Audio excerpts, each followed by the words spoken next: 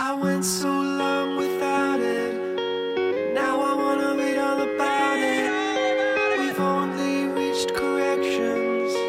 Suddenly I have an erection. Fuck that family circus. Jeff Keane is a jerk off. The guys that keep it honest. When will Mike come out of the closet?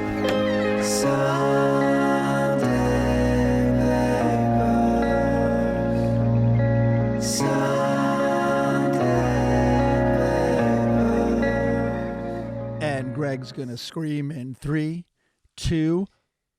Read all about it! There it is! Read all about it! International news, Japan, under quarantine, no crowds, but a lot of scandals back here. Will ScarJo get the money she fucking earned?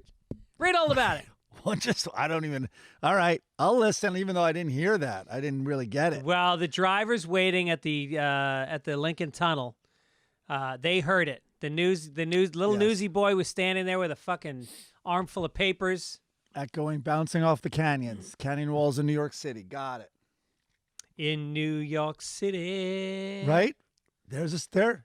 He made that name a song. That's how brilliant he is. Hey, we're going to talk, I guess maybe not, a little bit about Elton John. Maybe Eric Clapton we promised to talk about later in the show.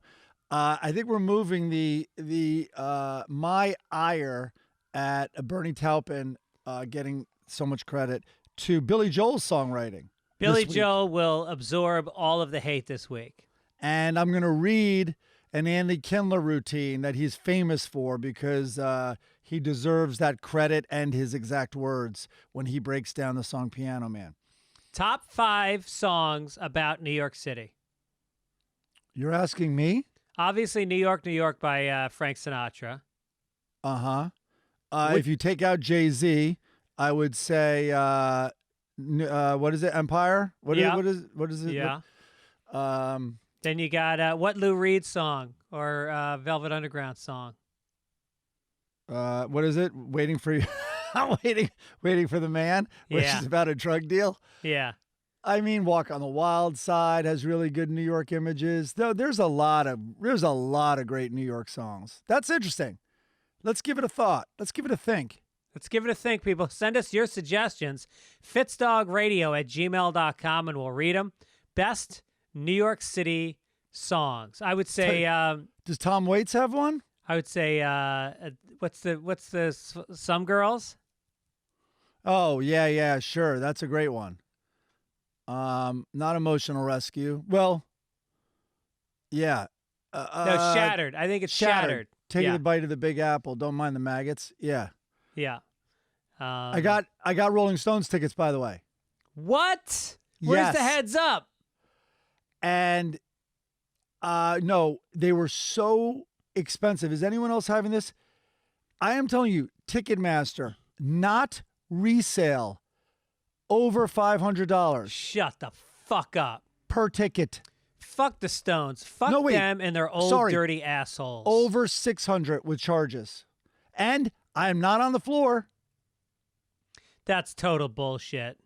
You know what? Yeah. At this point, they don't need the money. They need the legacy. They should be doing concerts. They should do a tour where It's they not them. Where they I honestly don't think it's them. I think it was demand. So by the way, I was so confused. I didn't even see the price. I would have never paid that. Also, 10 rows above it or like 5 rows above it was $200 less or something. I'm just in a regular section, nothing fancy.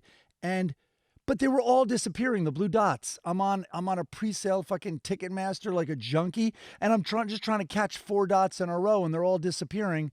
And I locked in, and all of a sudden, I'm not even kidding you. It's like, yeah, your bill will be over $2,000. I'm like, what? That's insane.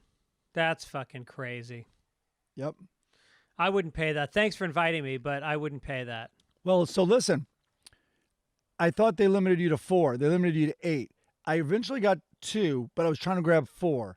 And then 2 disappeared. So I had 2. Then I went and I got a row of 4. Long way of saying, I then, in my box, I thought I deleted both of the other ones because now I'm up to fucking $4,000. So I deleted one. So I have one In my section, I have one ticket, and maybe we can add to it. I'm not going An to pay extra. $500 to see the Rolling Stones. I'm not paying No, $500. you're going to give me 600. The only the only person I would pay that kind of money for is Springsteen on Broadway. You don't think manscaping is going to fucking line your pockets once we read this ad today? Oh, your pubes are going to be so clean and fresh. That'll pay for your ticket. Ball lotion. We're going to hit it all. By the way, you should be congratulating me today. Congratulations on your smooth genitalia. No, Better than that. Happy anniversary. Thank you so much. 22 remember years today. You were my Being best in the man. car with you. Yes. Yep. I remember, and I'd say I was under a lot of pressure that day as your best man because almost everyone felt you would arrive late. Yeah. And it was my job to drive you to the church. Yes. Get you to the church on time. And we got to the church on time, and it was, I believe, 101 degrees out that day. It was more the humidity. It was humid as shit, and it was like a 2:00 wedding.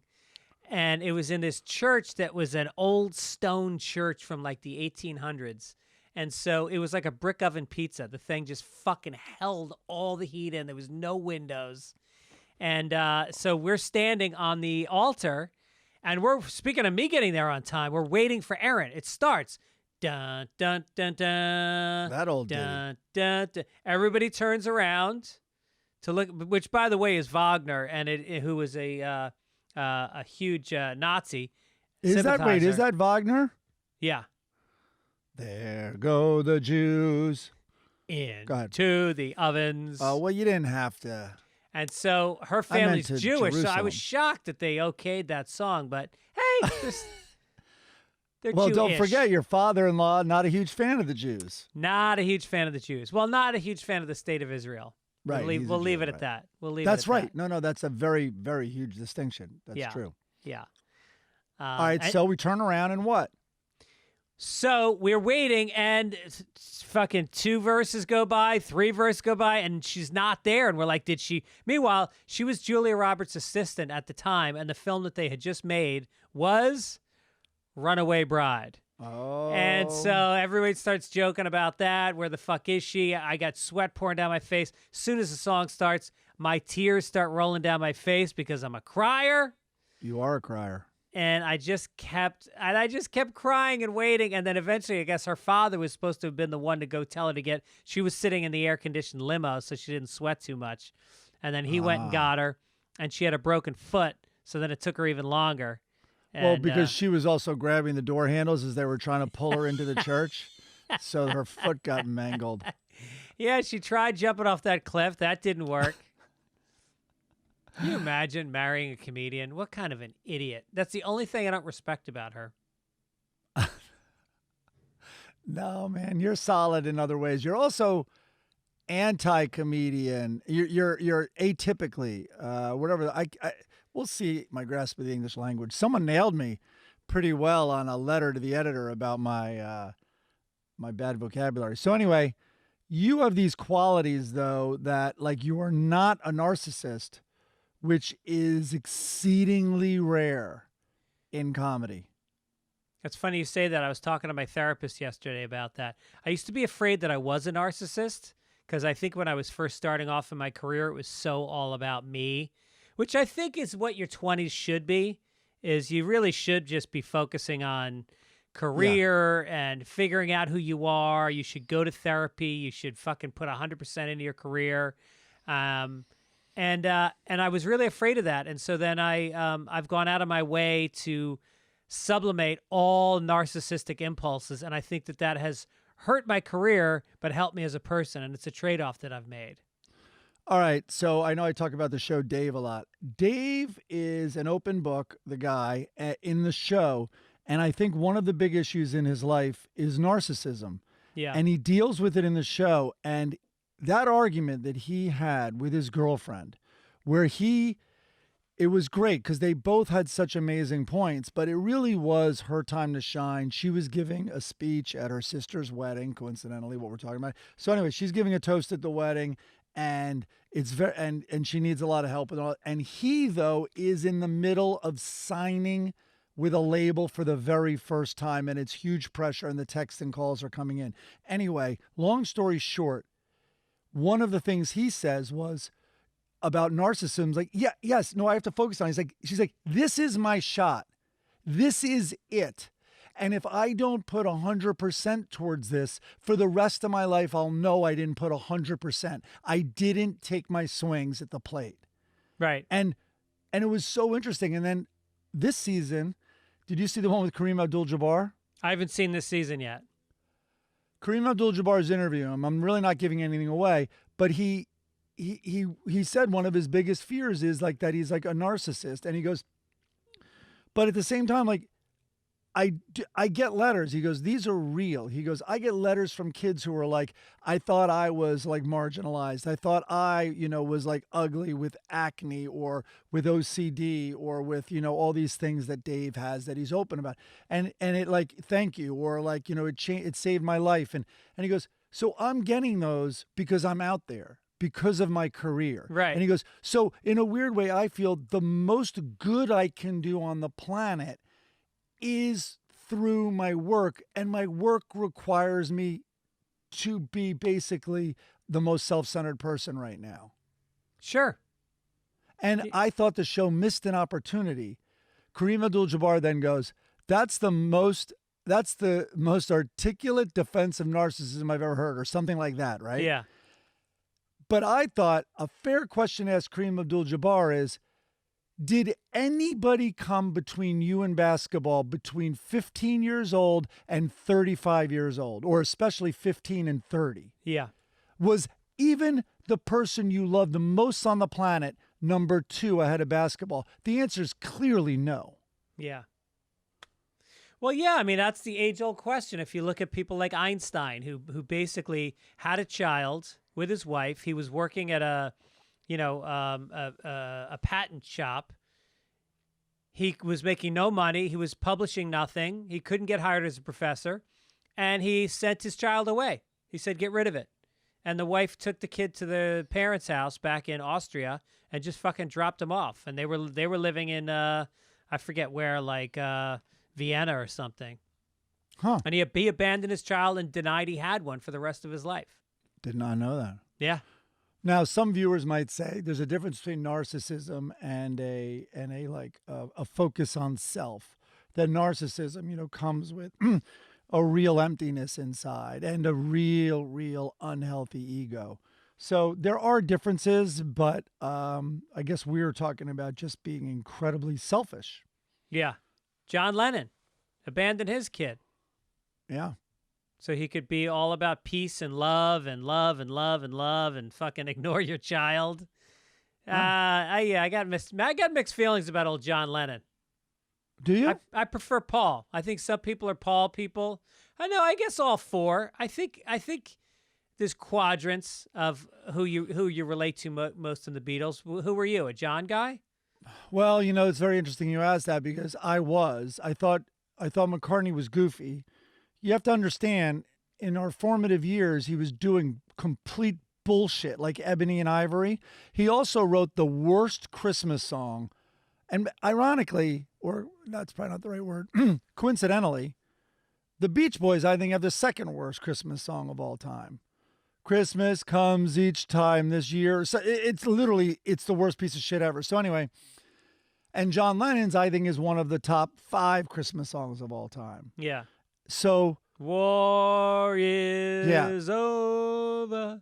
But my friend Chris Weinstein, who knows more about music than I think almost anyone I know, he was always like, I get it. Like, you, especially in creative situations, would prefer to be the edgier John Lennon. But he goes, I got to tell you, though, the Beatles were Paul McCartney. Obviously, a combination and all that. But if you were to tip, like, who tipped the scales of the Beatles more, there is no debate, literally none. And Chris had read books written by even engineers of the Beatles who were like, McCartney was this fucking fountain that wouldn't turn off of just hooks and songs and ideas. And so anyway, you haven't watched this documentary yet with Rick Rubin? No, I'm going to watch it this week.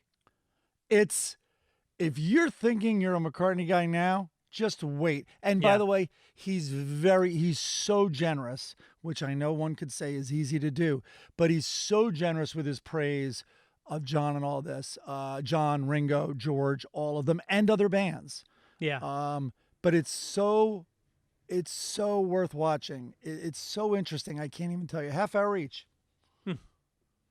Yeah.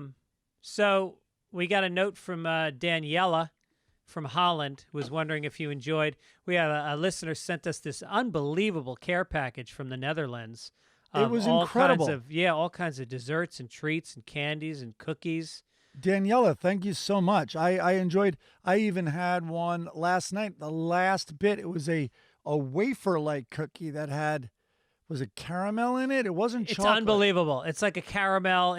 She was saying that what they do in the Netherlands is they take that and you put it on top of your hot tea to warm it, and then you eat it with the tea.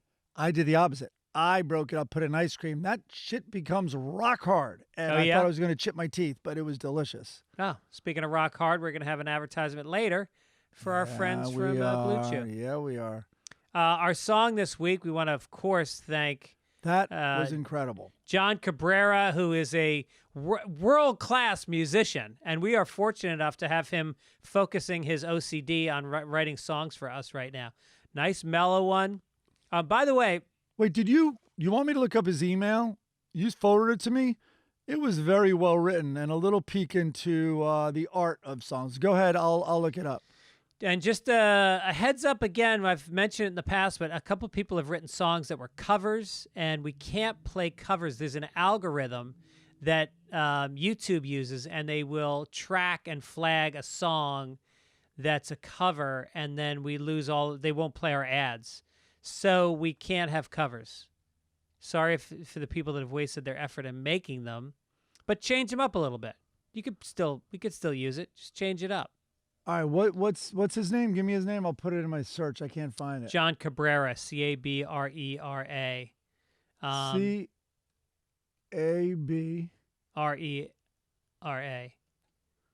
All right. Hold on. The art this week from Craig Godet, the boxer, John Voight, and what's the kid's name? Gun champion Ricky Schroeder. He's a gun champion? I think he's a champion. In other words, he champions the cause of got it. Okay. I believe. Maybe that changed. I think Maybe if he was a better boxer, he wouldn't have to get a fucking gun. All right, here it is from Cabrera. You ready? Yeah. I'll get to he's very nice, says hi's up. He's been working on it for a couple of weeks.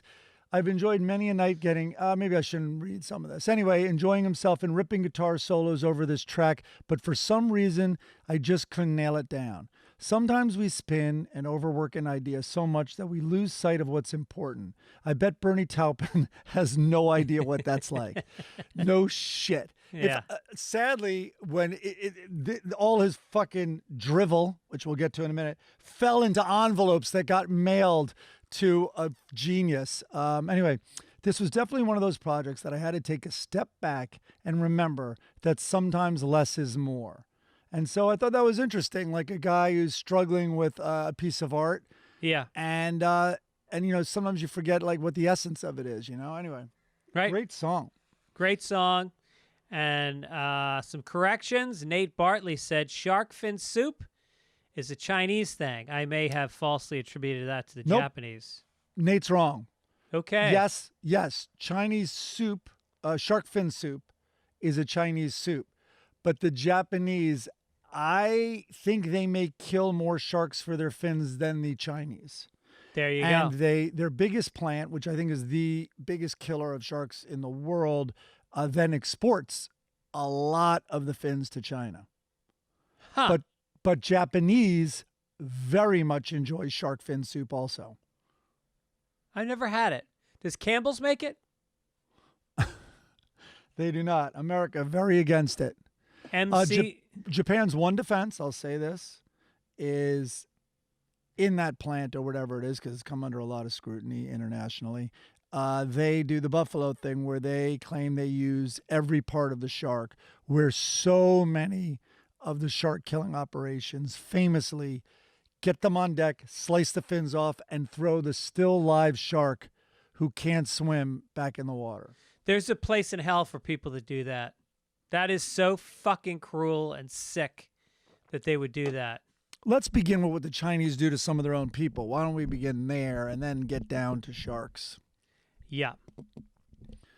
What are they called? The Uyghurs? How about the Uyghur hand soup? That's out of control. Hey now. Wait a minute. Does that give you an erection? It feels like someone else is helping you with an that's erection right. because it's someone else's hand. Talk about going to hell. What am I doing? MC says, come on, Tennessee is a southern state. It was in the Confederacy. Okay, MC, you dumb bitch.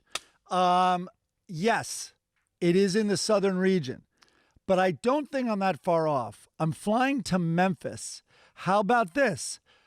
What would you consider Chicago, Greg? That's for sure the Midwest. Memphis is west of Chicago. Interesting. Want to know another interesting thing? It's actually a good ways west. It's basically St. Louis. We got St. Louis on the line. Most people isn't that called the Gateway to the West? Gateway to the West, yeah. It's clearly the Midwest. And then I believe both a part of Missouri and Memphis are in the 90th longitude. So it's as far as the easternmost point of Missouri. Like it's further west than you think, MC. Now, where do you have room to hang that map of the U.S. in that closet? It's amazing. I got my Wheeler Walker Jr. hat on, so I Yep. know what I'm talking about in terms of that region. Yep. All righty. How is Wheeler doing? Wheeler's doing well. I think Wheeler's going to reappear. Is he going to make some more music? His music is all over TikTok. Oh, no shit. Yeah, he has the Whip 'em Out or whatever it is, the boob song, and it's like everywhere. He gets checks. Wow. Yeah. Write about boobs, man. Write what you know. Did he write that song, Big Ass Titties, or what a big ass bitties? Yes. That's his phrase? Yes. That's huge. Well, what is it? I don't know why if am I he saying coined it wrong? I don't know if he coined the phrase, but Tig ass bitties? You put it in a song, yeah. Oh. Then we have somebody named Lars Eric Pearson, who attorney and counselor at law. So let's all listen up. All right. Can you ask Gibbons to enunciate a little more, because he's been abusing a word that I believe I hear incorrectly. Okay. For instance, describing the writing of one Bernie Taupin, it sounds as if he's saying dribble. I'm Right. sure one of his intelligence and career as a goddamn comedy writer would know the word he means is drivel. Oh. Also, the Dollyism down to the wick bit is a play on words because your nail bed is called the quick. Oh. Keep up the good work and tell Mikey to tighten it up. Hey, you know who He's could got tighten a up very their good letters? point. And he's right. I did mumble it. So what I'll do, people give me credit sometimes for being thoughtful.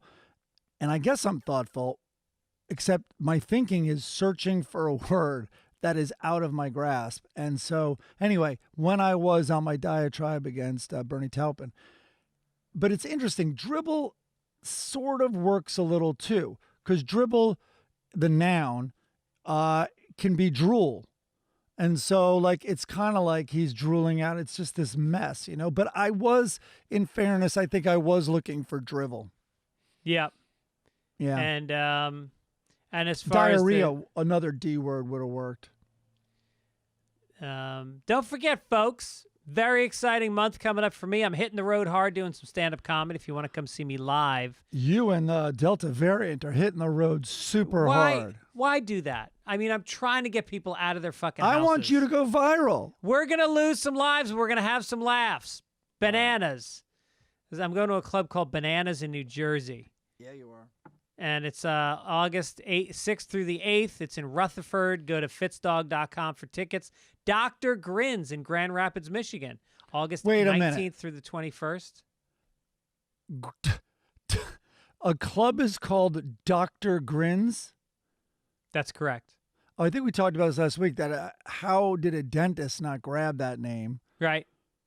for himself, not only his business? Well, how did a produce market not grab bananas? And then and what about the next one?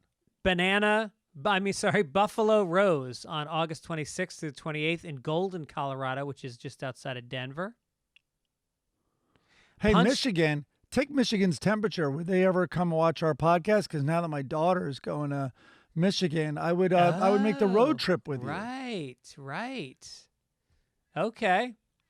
Punchline in Sacramento, which I believe you are going to try to make. That's September 30th through October 2nd. I'm going to do shows, and then we're going to squeeze in a live taping of Sunday Papers while I'm there. You're going to fly up.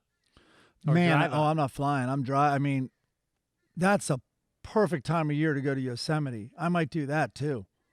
Look at you. What a life you live. It's unbelievable. What do you mean? I mean, you just go for it. You go to Vegas for a Rogan show, and you go to Jackson Hole to go fishing, and you go to... Once in a while. I know, you'd think I'd be happier, right? Yeah, you should be happier than you are.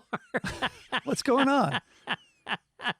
Do you ever stop and look at your life?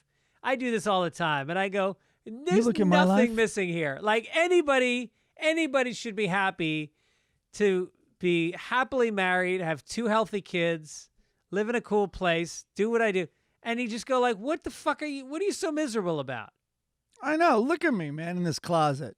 This is where, if you told me this is where I'd be sitting when I was in my 20s, I'd be like, oh my God, I can relax. I'm going to be in my closet losing money on a podcast. Hey, here's how we're going to make some money. Okay. We are going to not only make money, we're going to get your hair to stop falling out. Please.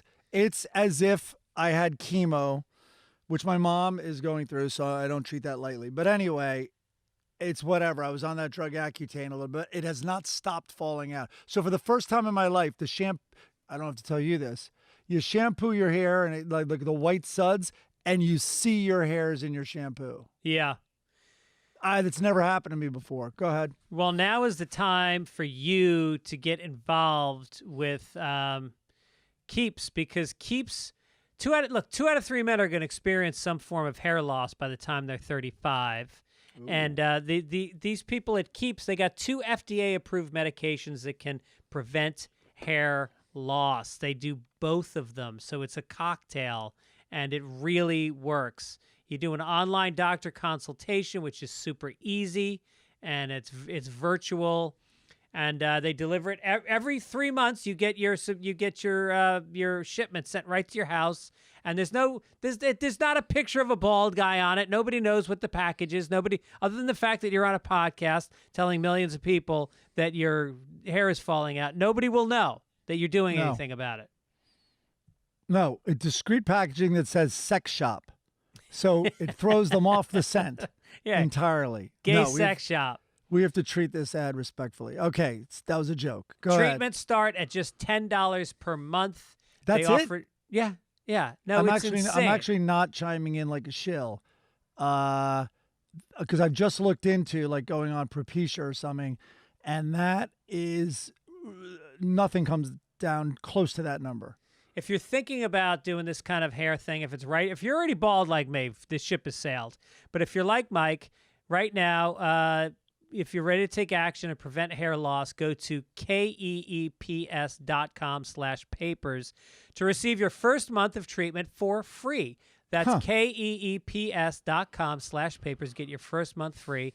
keeps.com/papers. There, I said it 3 times. I hope that helps. Yeah. Also, if you have too much hair, our next advertiser can help you deal with that. Manscaped. Oh, got it. I got it. How's that bush between your legs, guys? It's summer. You're going out there. You're wearing fucking surfer shorts, and you still got hair coming out of the bottom of your shorts. What's going on? Wait, it's more than just downstairs. Well, first of all, so my daughters know I got it, and they want to wear the T-shirt that says something about balls. I have a picture of it. Well, you got the Performance Package 4.0. Boy, did I. Yeah.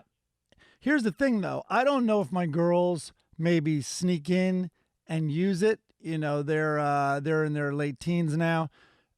I hope not, because I've been using it on my face. Oh, So Jesus. yeah. So I don't know. I could say a lot there, but I'm resisting. I think you should. Yeah, I'm I think gonna you should resist. saying Yes. stuff. All right, wait, where is this?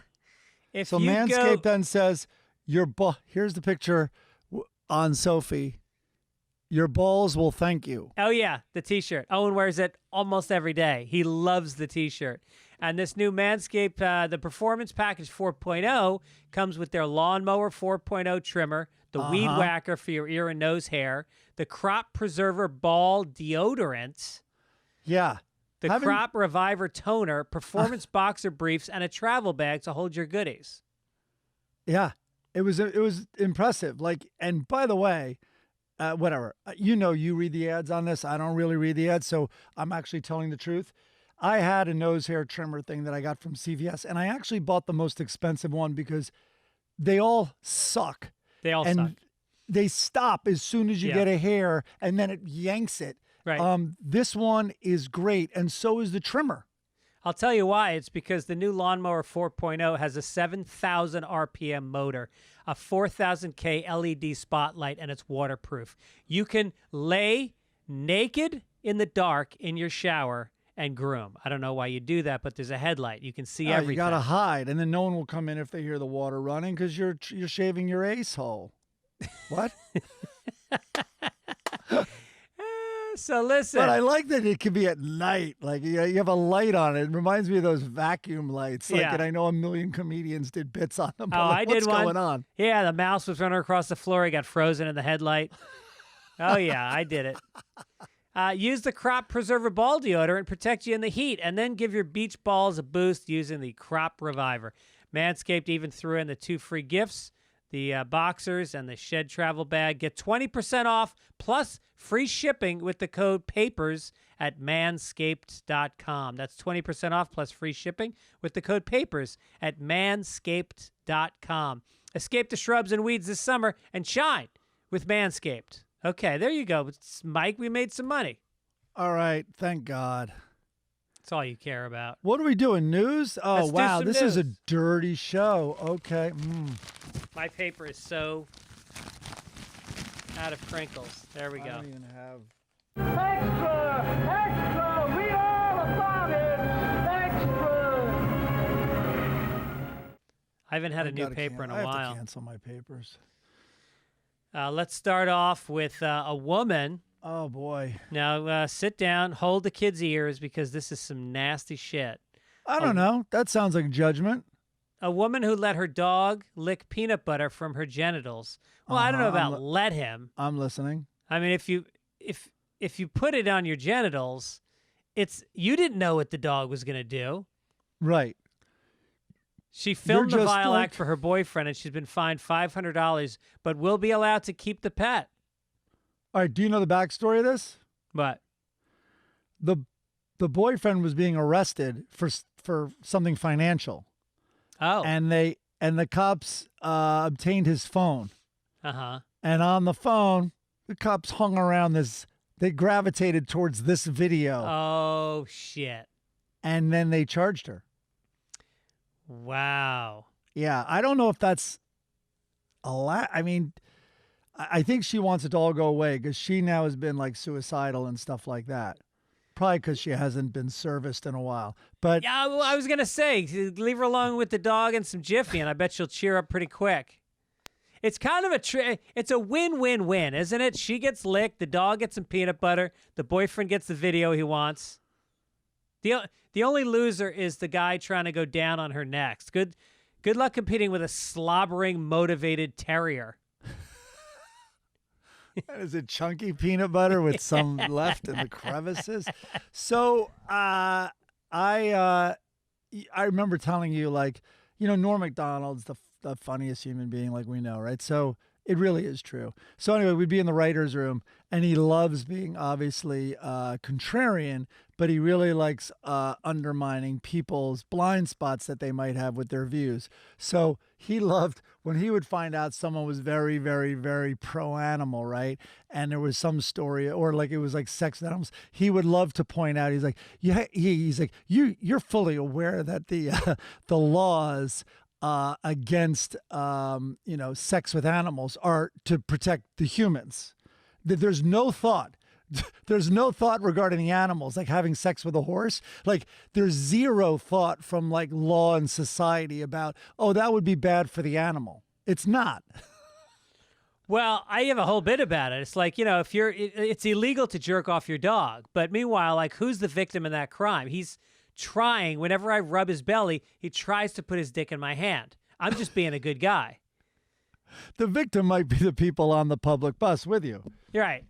Those might be the victims. But it means if there is a law against fucking a dog or a horse, it means at some point there was a congressman that wrote up a bill, which takes a lot of fucking energy, and you have X number of cards you can play during your time in office as a congressman. You can put through bills to save a bridge or to set up a shelter for battered women or whatever bill you want to sponsor. Who's the guy that goes, we got to stop fucking horses? I'll tell you who that guy is. It's the guy who's fucking a horse. And he can't stop himself, so he has to outlaw it. Yep. It's crazy. But anyway, so she was fined $500. $500. She was outed though, and I guess she's had a rough go of it since. Yeah. I don't know. I think they should let the dog decide whether or not she can keep him. But imagine the pet's taken away. Like, you're going to look at that pet a little.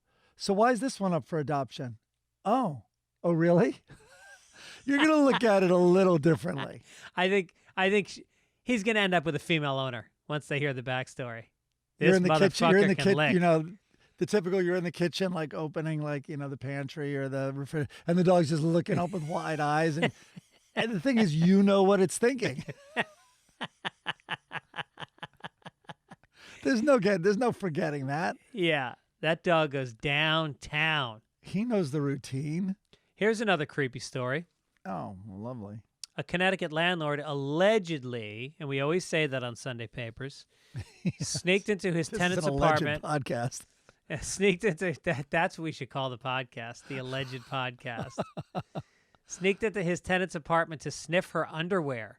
Jorge or Alana Arias was charged Thursday with third-degree burglary after the woman told cops she had video of him. Oh, no, Jorge. Wait, this is a crime? Uh-oh. He was in her unoccupied apartment several times, rifling through her and her daughter's clothing. Now, is that considered child pornography if it's a child's underwear? Is it is it a harsher charge that it was a child's underwear? That's interesting. She set up the hidden cameras and saw him go into both bedrooms, and he brought the garments to his nose, apparently in an effort to sniff them. Well, look, Jorge, the good stuff's in the laundry. He's sniffing the clean stuff. That oyster's already been shucked. Such a rookie move. Rookie move. Go to the Gap. You want to sniff clean end? Go to Victoria's Secret. Yeah. Sniff your detergent. Right. You want that. You want that nasty. You want to All right, Greg. All right. Find the fucking yoga pants that still have some underwear stuck into them. Those are the ones you want to go after. All righty. Yeah. I'd say it's a great time to ask for a break in the rent. Meanwhile, he's like, these all stink of peanut butter. What the hell's going on here? She's spilling peanut butter into her underwear? That's weird. What is up? All right, so that is in case you're tuning into Sunday Papers for the first time, that concludes the front page section of the newspaper. We're normally not this dirty. We're also avoiding politics and the Delta variant, so give us a break. Let's do some entertainment news. Okay, here it comes. Oh, yeah, you put this story in here. I read about this.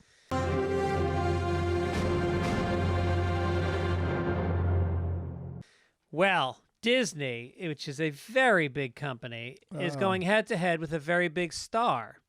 Their decision to release Black Widow on Disney Plus at the same time it hit theaters has sparked a legal battle with Scarlett Johansson. By the way, is there anyone hotter than Scarlett Johansson? She's a pretty attractive person. God damn, she's beautiful.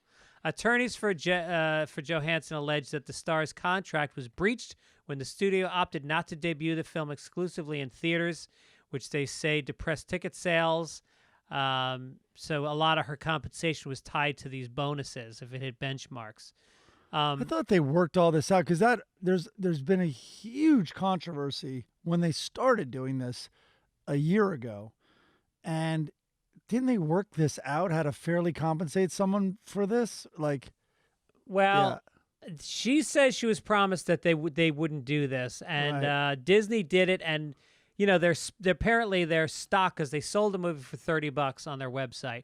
The stock went crazy because so many people bought the movie, but she doesn't get a taste of that stock action. Maybe they should have just given her stock options. Then she could have made her bonuses. Yeah, that's what I mean. They should have figured this out, but right. So they didn't, and now she's saying I think that's a legitimate lawsuit. Well, she was paid $20 million, and now she's saying she is owed another $50 million. Okay, then. Wow. You only got 20. What's his face can keep doing Weekend Update at this rate. Oh yeah. I looked up his Colin Jost. I looked up his net worth versus hers. She's at like a couple $100 million.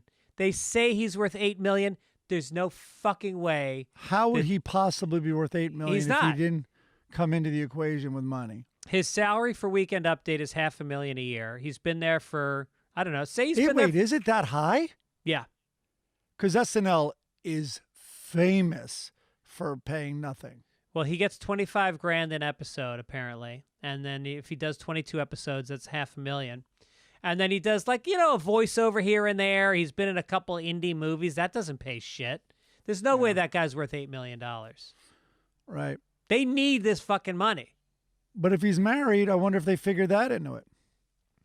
You think she made him sign a prenup? I think it's a smart thing.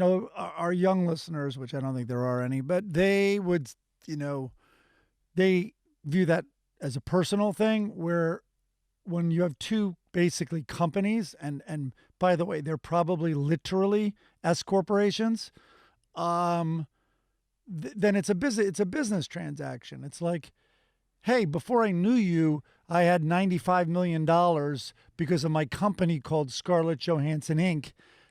If you cheat on me and break up with me, you can't touch that money, or no matter what happens, if we dissolve this legal, entity that's going to become you and me, then you don't have any rights to that. That's simple math, I think. Who cares? Who What? fucking cares? Who cares about these two? Just think about the amount of news stories. You asked me, you bitch. No, I'm just saying. I'm just saying in general. The fact that we care about this money. The average Disney worker, some fucking guy selling fudge at a booth at Disney World, is making minimum wage. He's got to park his car 5 miles away from the park and take a fucking shuttle. And we don't worry about his wages, but we're worried about fucking ScarJo's money. Why? This brings me back to rich people should have fun in their wills and leave it to should I start a website that finds worthy causes and worthy people, and you then, if you're want to change your will, I don't know, I have to think it through more. But I was wondering, here's a list of people like $1,000 would really move the needle. Or God forbid, $5,000 from your millions. Right. If you left it to this cause even, you know what I mean? Or send a kid to college. Right. Send a kid to college. Yeah. Anyway. Because that really changes kids' lives. Yeah, exactly. Especially if they don't go into debt. Yeah. What did you watch this week? I went to the movie. No, you didn't. Two other people in the theater, giant landmark theater. No shit. And because I looked it up, and before I went, I'm I knew they were at 40% or whatever theaters in Los Angeles are at, And I'm like, 40% is still a little uncomfortable. Keep in mind, this was almost a week. It was early in the week. So Delta wasn't as crazy, or at least it wasn't being reported yet. I wouldn't go now. But anyway, 2 other people in the whole theater. I went to like the 10. I went to a 10 p.m. show, and I saw the Bourdain movie. And it really depressed me. And not because he killed himself. I'd really be interested to hear what you have to say about it. But he was a junkie. And it's so draining being around a junkie, and that's what you are. You're around this junkie for 2 hours, and is it while he's in production? They show him in production of his show.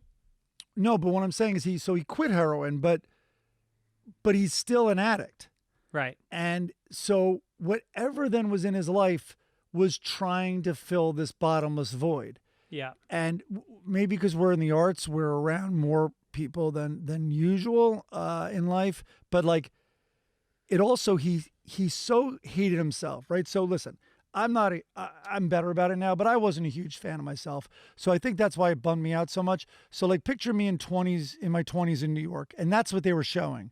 They were showing the 90s in New York and him, and he hated himself, but he had this extra layer with his self-hatred, this vanity. He'd film himself, or he'd get someone to film him, like smoking cigarettes and being miserable, which was definitely a New York motif. You know what I mean? Right. Whether it was CBGB's, Lou Reed, Patti Smith, whatever that, that struggling, beaten down artist thing. And with this nonstop cigarettes, but and he also had a thumb ring, and I don't trust any people, including women, with a thumb ring. No. So, but there's also so there was this vanity, which I think became a circle, because like my whole life I've hated pictures of myself and hated like that, and so like he was making them, which I think just fueled this self-hatred and gave it kindling. I don't know. Is that what led to his TV show? Did people like see those tapes and go, "This guy should be on TV"? Well, no. Obviously, his book did. His book was the biggest thing that led to the TV show, and it was really cool seeing how it started. And they had no idea. Like they made this trip, and they really had no idea. And he was so self-aware. They showed, I think, his first walk and talk, like in Vietnam, and he's like, "So out here in these rice paddies, obviously I'm not alone. There's a poor guy in front of me, like walking backwards, holding a camera." Like he couldn't resist that self-awareness, out of the gate at first. But I'd be very interested to hear what you think about it, because you immediately see, I know it's a cliche, but if you can't at least like yourself, you're not going to allow anyone to love you. Interesting. Yeah. And he didn't let anyone or anything love him. Wow. His daughter. Wow. And you're watching all of it. It was very, I'm sure there's worse that they didn't put in there, but it was pretty damning, I have to say. I always found his show to be like, even though his show was interesting and compelling and well done, there was always a sadness about it that I found. And I always was troubled by the fact that as somebody that, knows a lot about sobriety, even though I smoke pot, but I don't drink. And I know that if you're a junkie and you've done heroin, you shouldn't really be drinking a lot of beer while you're traveling around the world. Like that's a slippery slope. And I always feel like when somebody is doing that, they're really fucking gripping tight. There's not, his sobriety can be very, very tenuous if you get drunk one night. And I don't want to spoil it, but things change direction in his show and in his life towards the end, where I think almost everybody close to it was like, this is not going to end well. As a viewer of this documentary, you're like, oh my God, the writing was on the wall. Like, not hard to see writing. Right. Like, it was like, oh, this is a spiral. Yeah. Yeah. I saw another one that was a little sad. There's a documentary about Naomi Osaka on Netflix, I believe.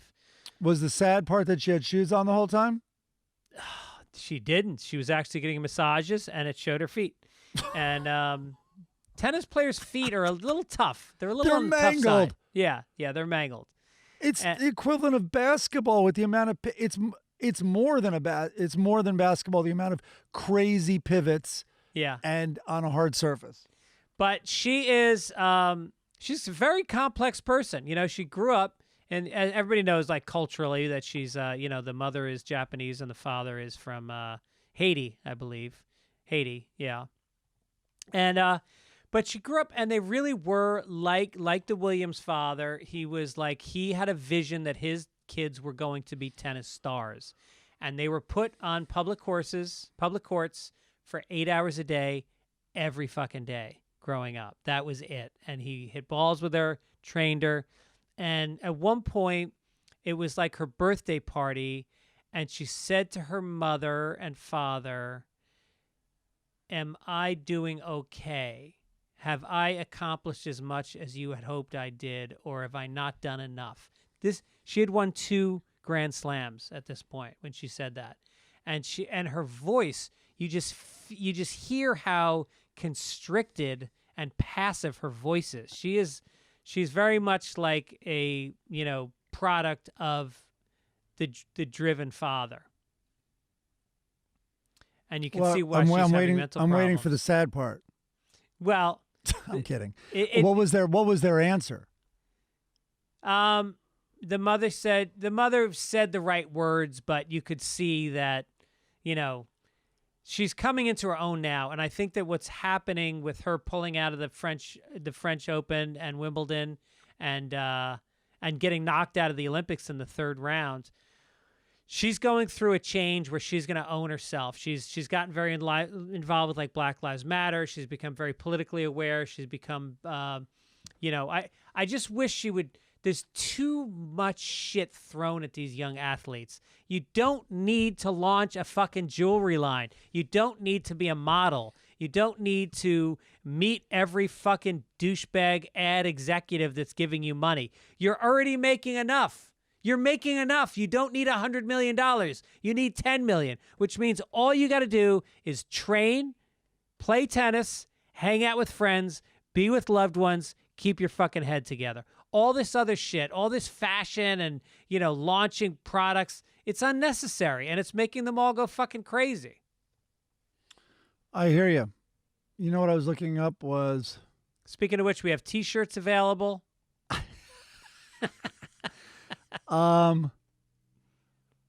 Fear of losing. Anyway, it made me think of the movie Searching for Bobby Fischer, which is a real commentary on having, you know, a talented child and how much you push that. And I'm going to slaughter it. I was trying to look up a quote right now. But anyway, I remember being, like, struck in the theater when I saw it. Joe Montana is the dad, and he and the wife have gotten in a argument. And What movie? Searching for Bobby Fischer. Have you never seen it? Wait, is it a documentary? No, it's a movie it's based on a true story about this kid, this chess prodigy. Oh, And I did see that. Yeah, I saw that. Joe Montana was the great. dad of a very young kid who would win, like, you know, in the public parks in New York. He'd beat all those Right. guys and everything, and then he played on an international level. But I remember, anyway, very briefly, there was an argument, and both sides had good, and then the mom finally screams. So do you think every professional, every, like, major league baseball player got there because they had parents who were driving them, you know, too hard, blah, blah, blah? And he's like, yes! And it just, if you're a professional athlete on that level, it's extreme behavior. Yeah. You are an extreme human being. You either maybe have this, I don't think God-given talent is enough. If there isn't a drive, I don't think you make it to the majors anymore. You used to. If you were some fucking unbelievably talented guy, you know, from Nebraska, like Mickey Mantle, I think he was Nebraska, or Oklahoma, you know, who could just fucking all of a sudden, all of the Midwest is talking about this kid that can hit it 400 feet, and he's lightning fast, and he just has all the gifts, but he's an alcoholic. I don't know I guess Mickey Mantle's making it to the majors today, of course. But I'm just saying, generally, it's not enough anymore. There Well, has that to Babe be. Ruth, he was an orphan. He had nobody pushing him. He was, You know- and he was fat. He was a drunk. He was a whoremonger. He was a gambler. He was a And I fucking take it great back. guy. There are probably people pulling out their hair. Mickey might have had some incredible drive that I'm unaware of, by the way, which explains why he also made it that far. But anyway, it's like you said, these parents have really driven some of these, it's like the great Santini, like with the dad Right. just, So anyway, I want to see that documentary. It's really, really good. It's only like 3 or 4 parts. Should we get to it? We've teased it. Let's pay it off.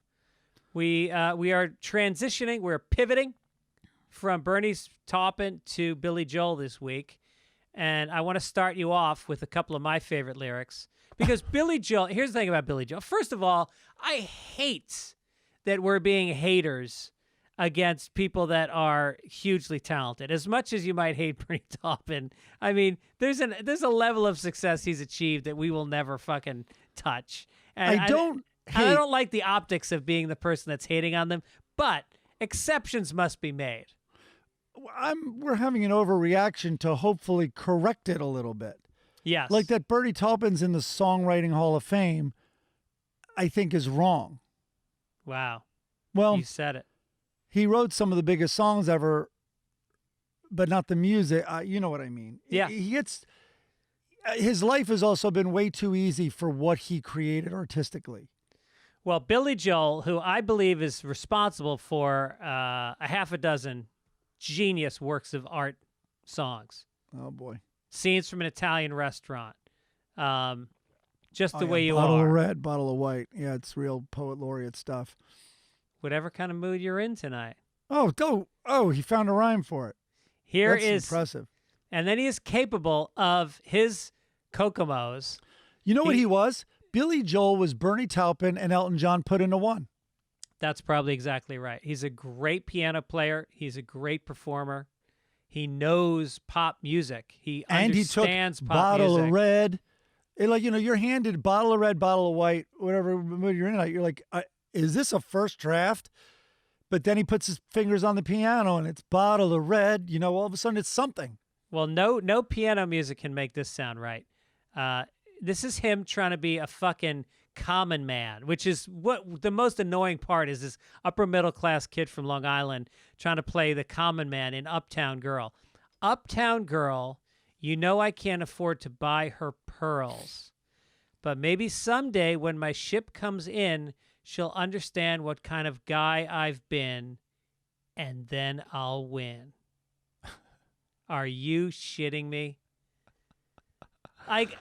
It's literally something that if a sixth grader was given a project to write a song, that's the kind of lyrics that would come out.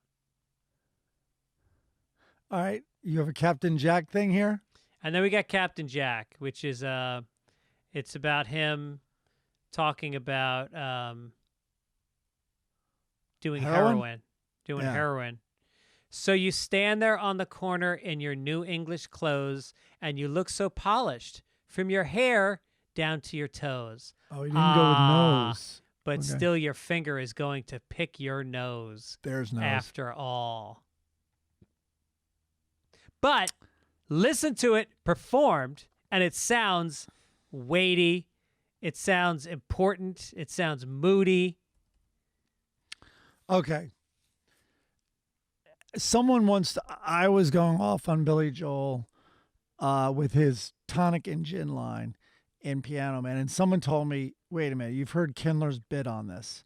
Andy Kindler, so I Googled Andy Kindler tonic and gin, and I actually found somehow a transcript of Andy Kindler's stand-up. By the way, reading Andy Kindler is maybe even more amazing than listening to Andy Kindler, but anyway. It's a whole set where he does tons of jokes, but he eventually gets to Billy Joel. So I'm just going to read some of this. So Billy Joel has this song. It's his most popular song, Piano Man, but it has the worst lyrics in the history of lyrics. It says it's 5 o'clock on a Saturday, and it just drives me nuts. He says 5 o'clock on a Saturday, the regular crowd shuffles in. There's a man sitting next to me making love to his tonic and gin. It's not a tonic and gin. It's a gin and tonic. No one orders a tonic and gin. Are you telling me you couldn't find anything to rhyme with shuffled in, that you had to switch around the drink? How about this? Shuffles in, brings over that bottle of gin. How about that? How do you... Anyway, what's the matter? You had to switch Uptown Girl at 4? Anyway, he goes on and on and on. It's 5 o'clock Saturday. I'm looking at my watch. The man sitting next to me is making love to his soda and scotch. There are other parts of that song. I'll let it go. At one point he goes, when I wore a younger man's clothes. I don't know why you were wearing a younger man's clothes, but that should probably be a separate song. I woke up on a Saturday and I had the urge to put on a small child's shoe. It's so... And he's talking to Davy, who's still in the Navy. Well, what a fortuitous occurrence. It was that his friend Davy was in a branch of the armed services that happened to rhyme with Davy. Hey, Schmarmy, what branch of the service were you in? The Army? That's good. That'll work out nicely in my song. Hey, Shireen, what branch of the service? The Marines.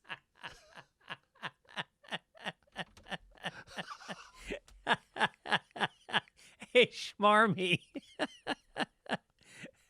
Oh my God. Oh, it's that's so great. perfect. That's great. I'm doing that. I'm going to be doing that at Dr. Grins in Grand Rapids for sure, word for word. Oh my God, literally give him credit. And just, it's like my stepbrother, Jeff Nichols, would steal Attell's material. And, you'd be confronted on it. He's like, I'm with these poor people in South Carolina. Do they want to hear my shit or the great Dave Attell's material? Right. And I'm like, are you a cover comic? What are you talking about? And then he'd come back and he'd see Attell and he'd be like, hey, that bit you're doing about the Amish doesn't work that well in West Palm Beach. And Attell would apologize. Sorry, Jeff.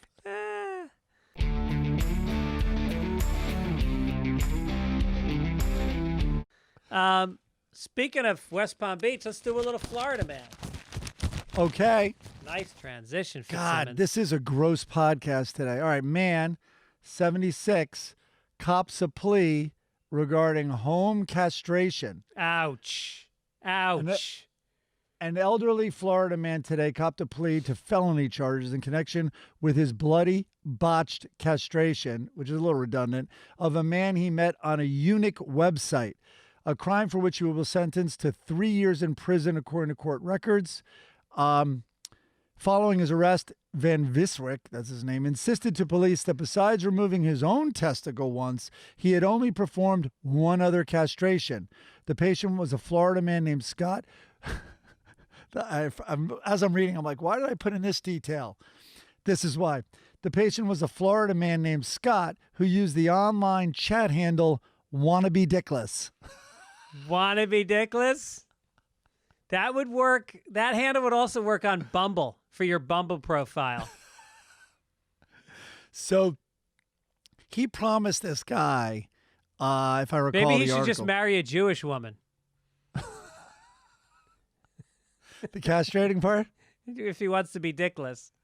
He whatchamacallit, he promised the guy he had done a lot of them. That's why the police were interested in how many, and he did remove one of his testicles.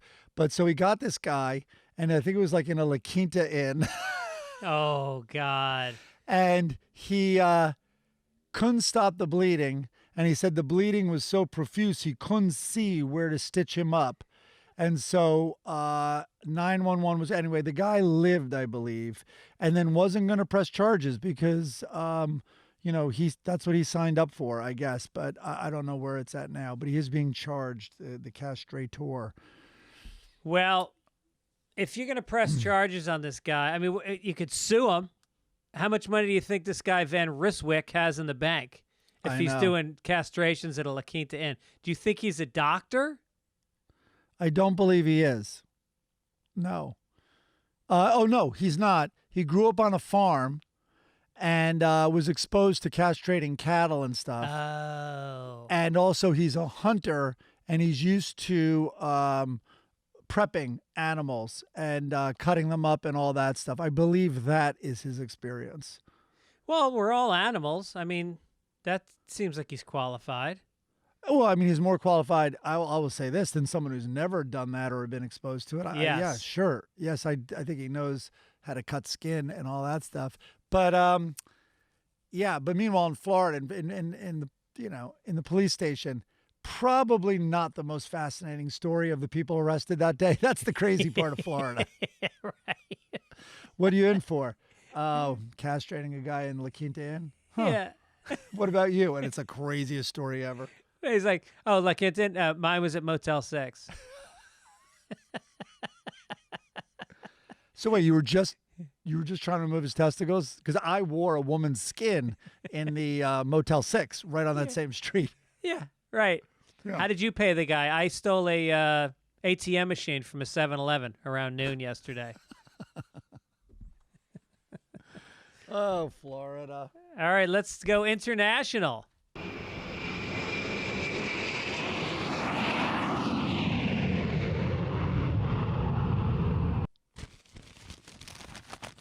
It's the world section of the paper. And this one deals with a review that a guest wrote, a scathing one-star TripAdvisor review of a Marriott resort in Mexico after witnessing a crocodile drag a fellow guest into the ocean.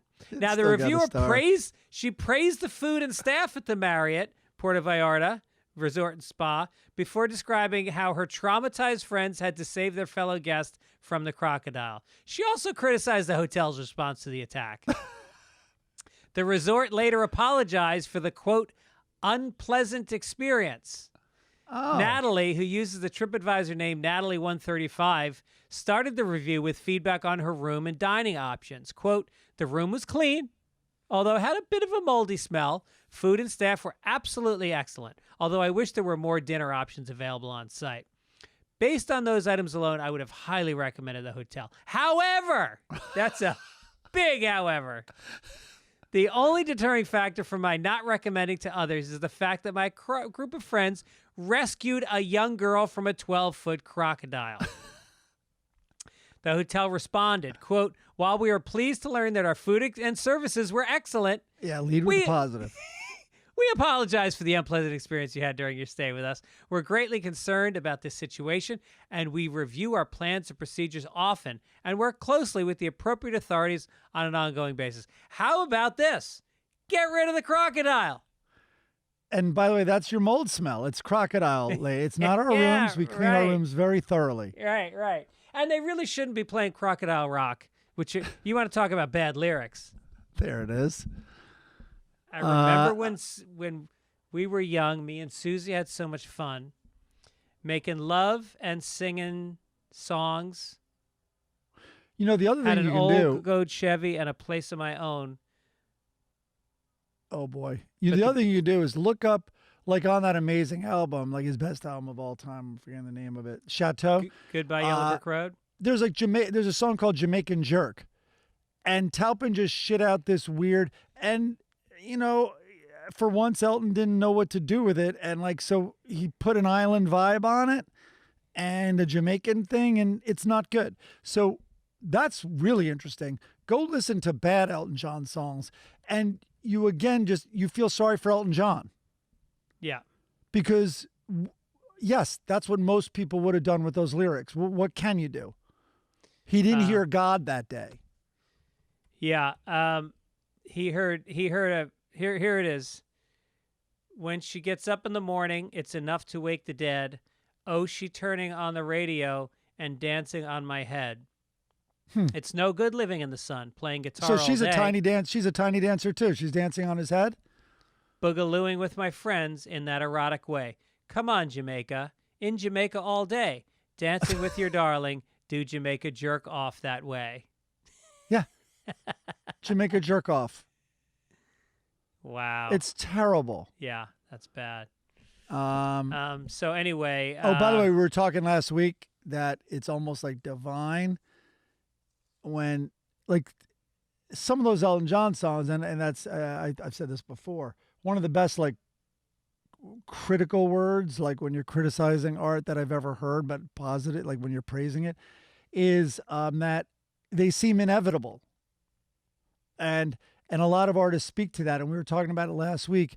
And, you know, Bob Dylan was asked, like he's been asked a bazillion times, how do you write so many songs? Like, how did you, and like, we're so prolific, like at that time. And he's like, and he never answers that. And one time his only answer was, he didn't even talk about himself. He goes, Van Morrison didn't write Tupelo Honey. Van Morrison heard Tupelo Honey. Yeah. And that's kind of what we're talking about when it's like divine. Like it really was. And sometimes when it's that much, and Paul McCartney talks about in the documentary that Yesterday, he woke up with Yesterday in his head and was absolutely convinced it existed. Yeah. And asked everybody. Now, when I wrote that joke about jerking off a dog and whether it's a crime, I felt like there was something, and I'm not a big God guy, but there obviously is a bigger spirit than us, and it works through us sometimes. You were a conduit. I'm a conduit. I can't stop it. I can't stop it. Let's do some sports.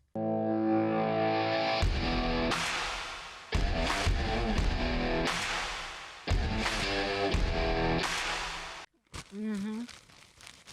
I think we all know we're going to talk about the Olympics right now. You know, the women's beach volleyball players are told that they have to have their names on their bikini bottoms, but space is limited. It's very hard. Okay. It's very hard to fit it on because the maximum side width is 10 centimeters, smaller than the size of an iPhone. That's required. In gymnastics, it must the unitard must be of elegant design. So here's the question: is should the women have to wear this? And if they want to fight back, here's what you do: go all the way with it. Wear a thong, and just take a nasty Japanese food shit. Don't wipe your ass. Smear it, and then put a thong on, and then walk out there and see what they say. Take a giant old shark fin duker. That's it. A little sushi, a little piece of sushi clinging on. Oh my God. Oh no. So what is there? So the 10 millimeter looks like it was with women's beach handball. Like,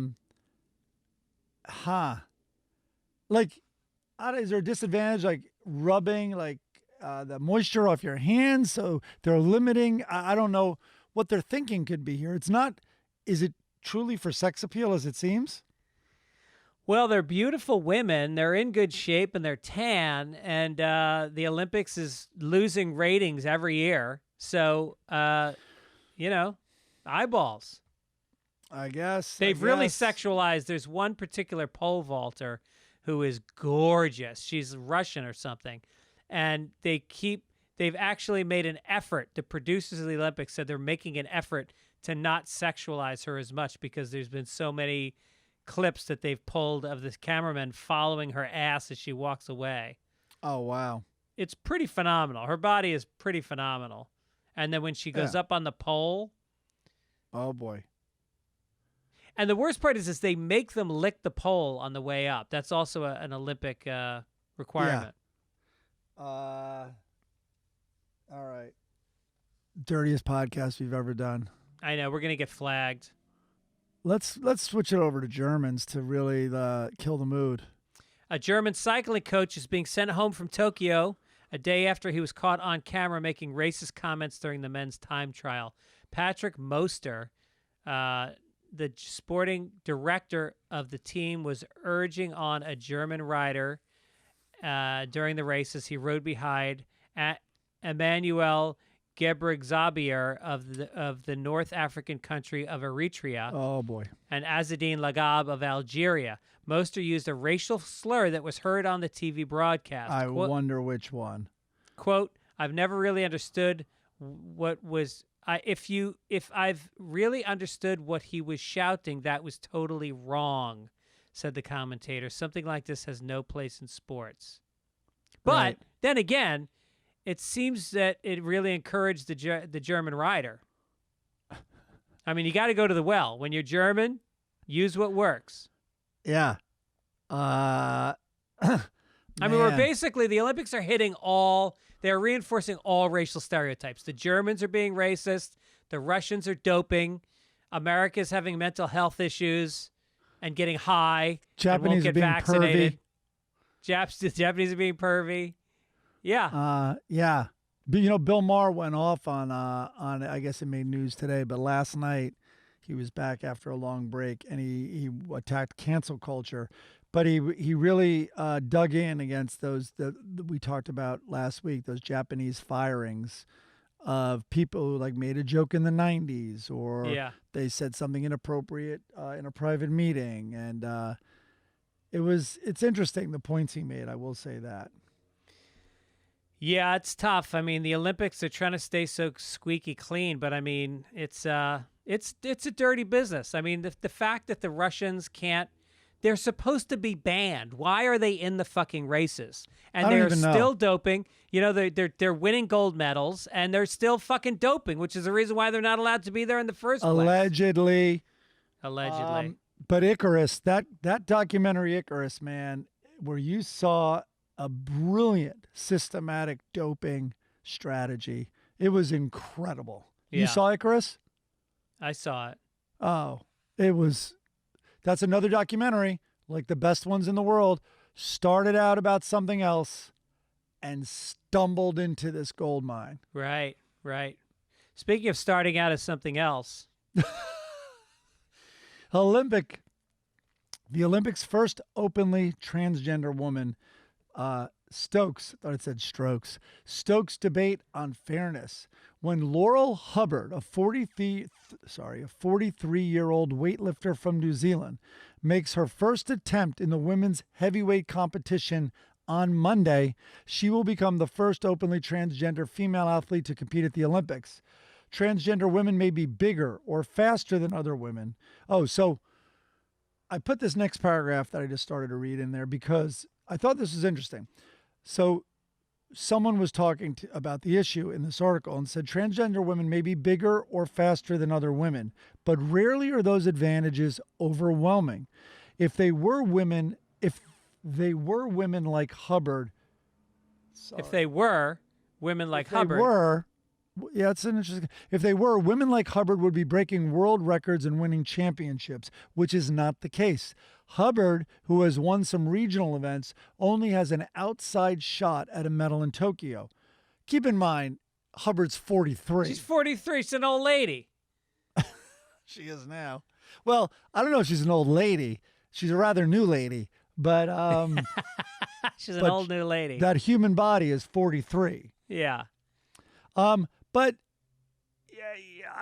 so I put that last paragraph in there because I don't know. I think it is, the article talked about all different ways to approach this.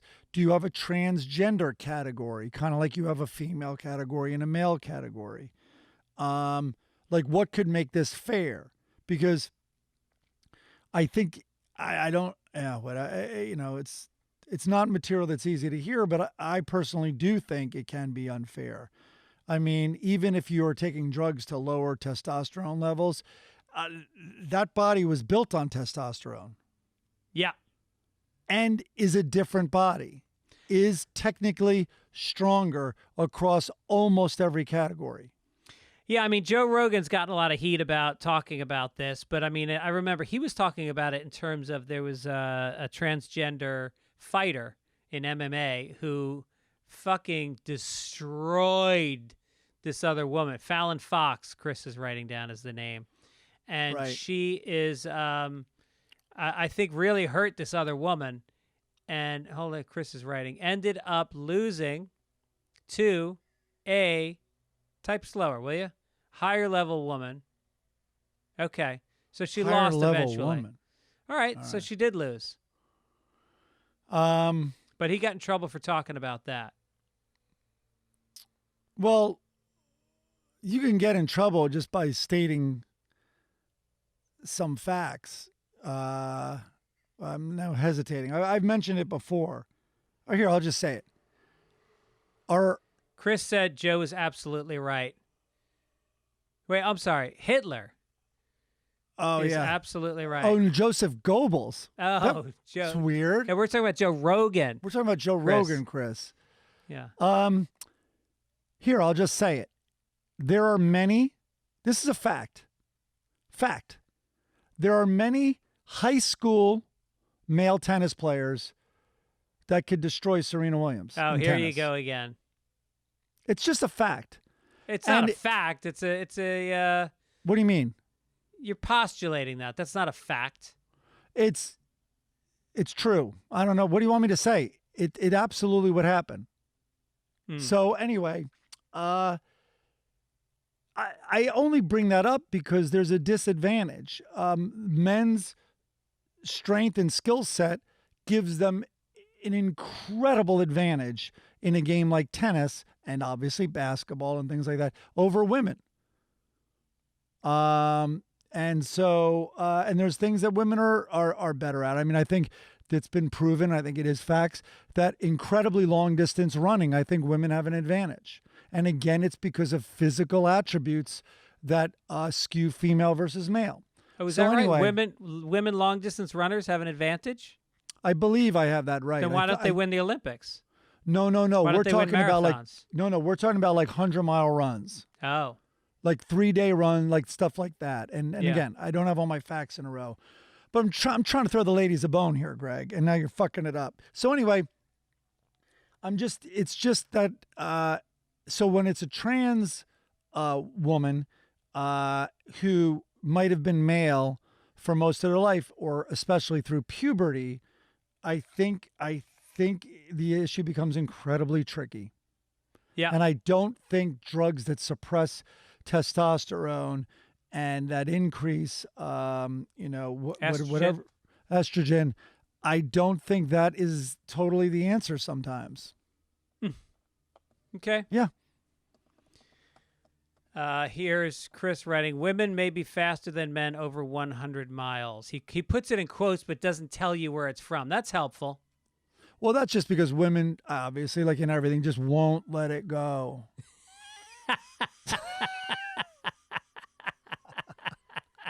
That's just science. Speaking Send of which, your letters, ladies. Send your letters. let's do some science.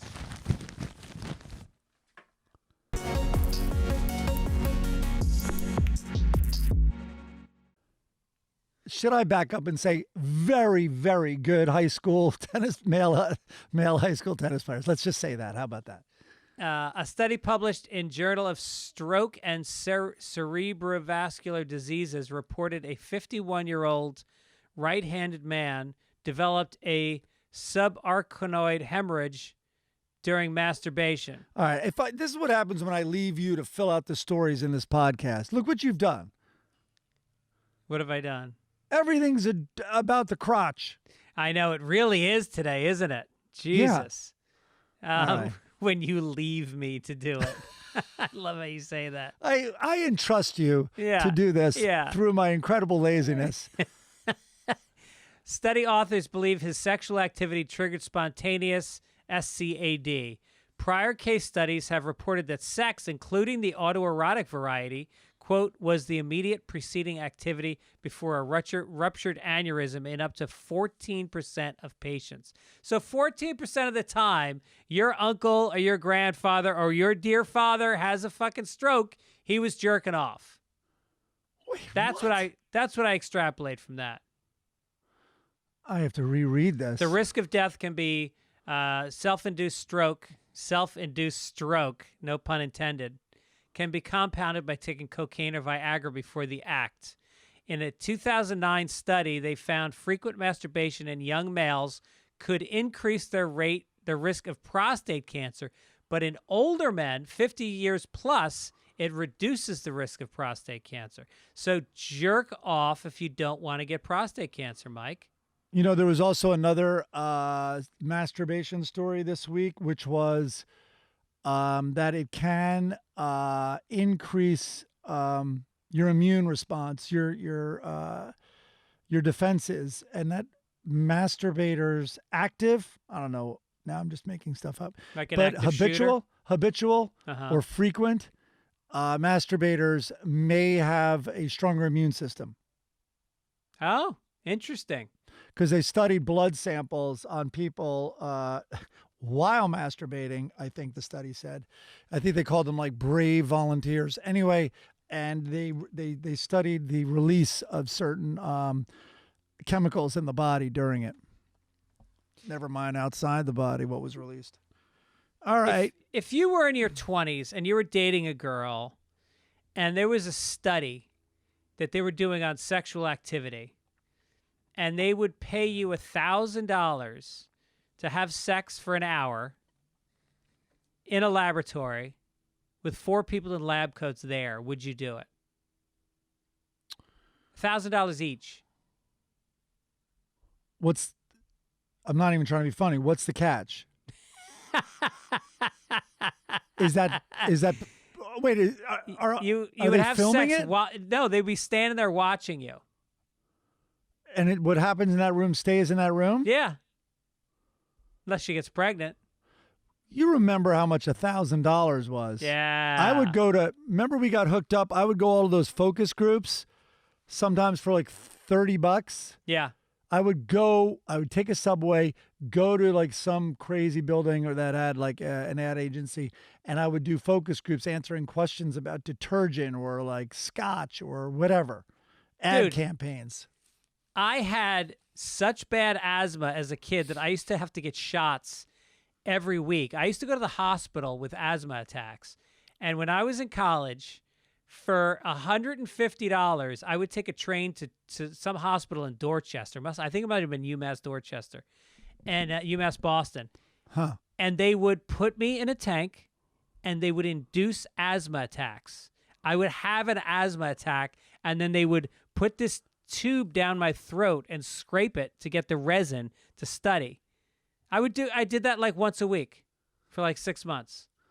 While jerking off? Where are you going with that tube? You guys don't mind. I brought another group of scientists who want a sample. I'm also going to get paid for that. I just figured 2 birds with 1 stone. And actually, all my heavy breathing made everybody else jerk off, too. My mouth was already agape, so it worked out. It was easier for them to get the sample. All right, more international news, Greg, or science news. Sorry, but it happens to be international. Here's a story you came up with 4 weeks ago. And it's not about genitals. It's so hot in Dubai that the government is artificially creating rainstorms. Scientists in the United Arab Emirates are making it rain artificially using electrical charges from drones to manipulate the weather and force rainfall across the desert nation. I can't read today. How would you pronounce that? Meteorological.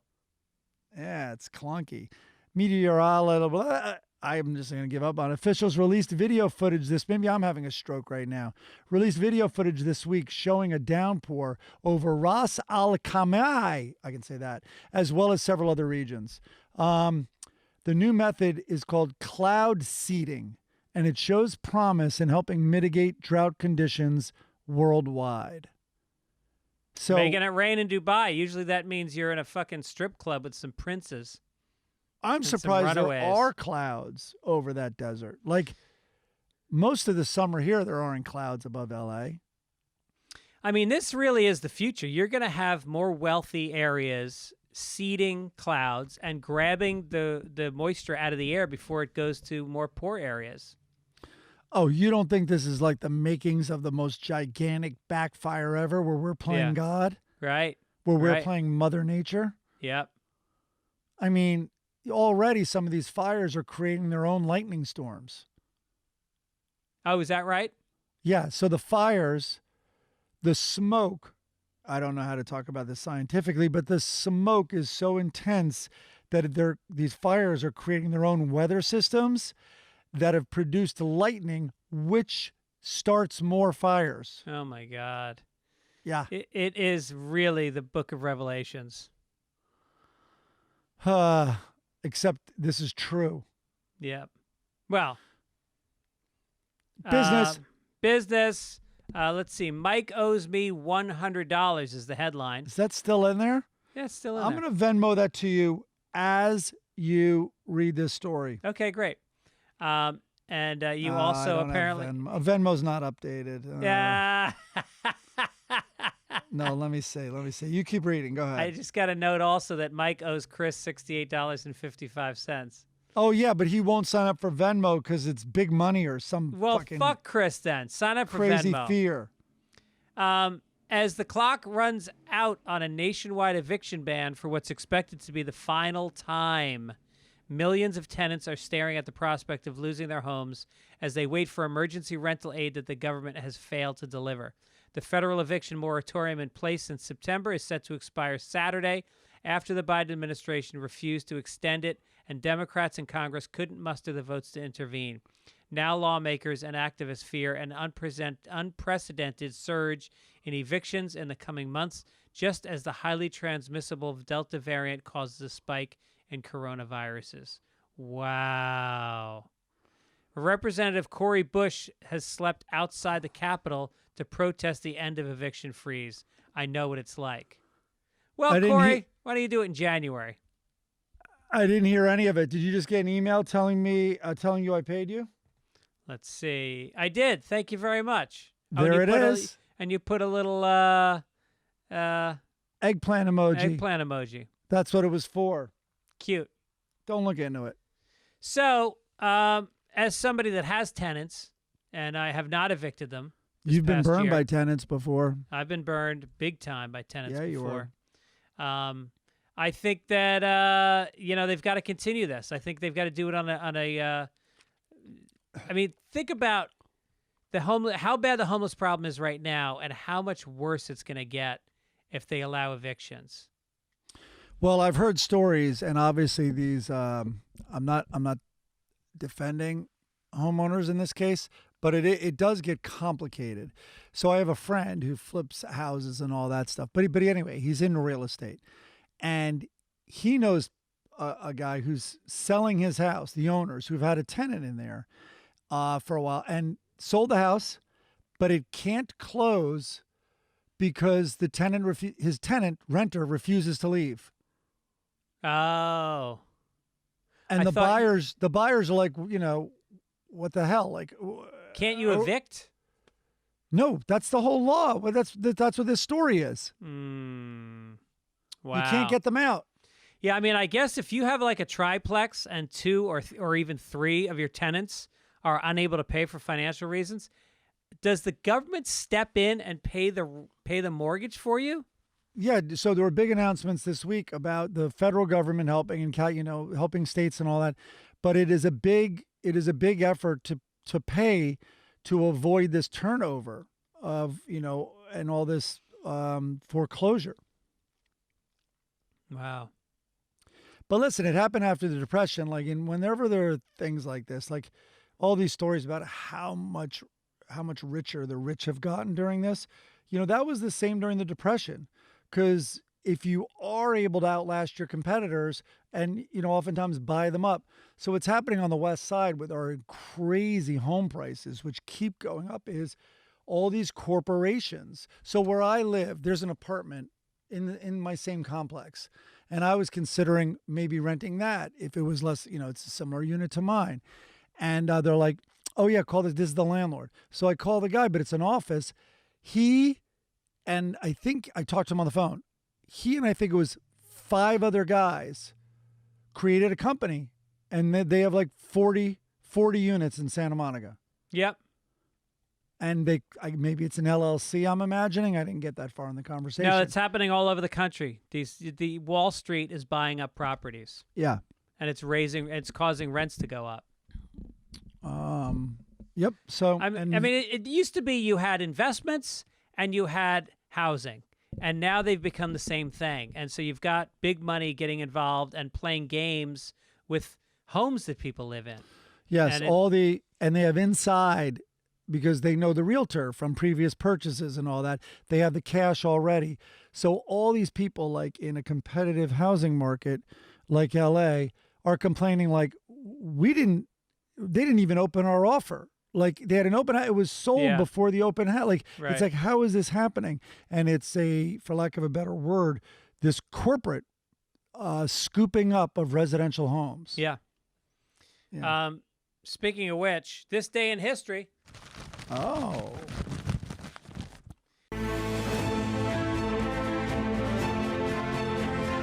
In 1981, August 1st, MTV goes on the air for the first time ever with the words, "Ladies and gentlemen, rock and roll."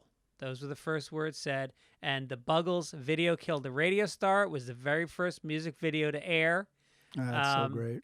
And it was initially only available to households in parts of New Jersey, which is perfect. Because that's where the hairstyles all came from on MTV. Yep.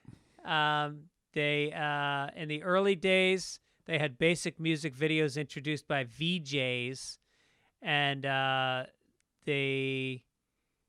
let's see, some directors included Spike Jonze, Michael Gondry, who did Eternal Sunshine of the Spotless Mind. Oh, yeah. Those early videos were incredible. They spent a lot of money on those. They did spend a lot of money, and they became part of the zeitgeist for sure. Well, it looked like this week in the news, the bassist from ZZ Top died. But ZZ Top, you would not have thought that this Texas trio would give a shit, but they really boomed because of music videos. Not only that, we'll talk about that. We'll talk about them in a minute because we'll get to the obituaries. And that are is they our in there? obituary. I didn't even Yeah. look. Oh, Yeah, of course. Oh. But Duran Duran blew up from MTV initially. Michael Jackson, Madonna. Yeah. So Michael Jackson and Madonna, they were in the right place at the right time in their careers, and they went all in on music videos. Talking Heads did some great ones. Yeah. Well, Spike Jonze did the Beastie Boys. They had fun with a lot of them. They were great. Yeah, and then all the big hair bands kind of took over and ruined it for a while. Poison and Def Leppard and all that shite. Twisted Sister from Long Island. Yeah. So wait, when was this? It was how long ago? That was 1981.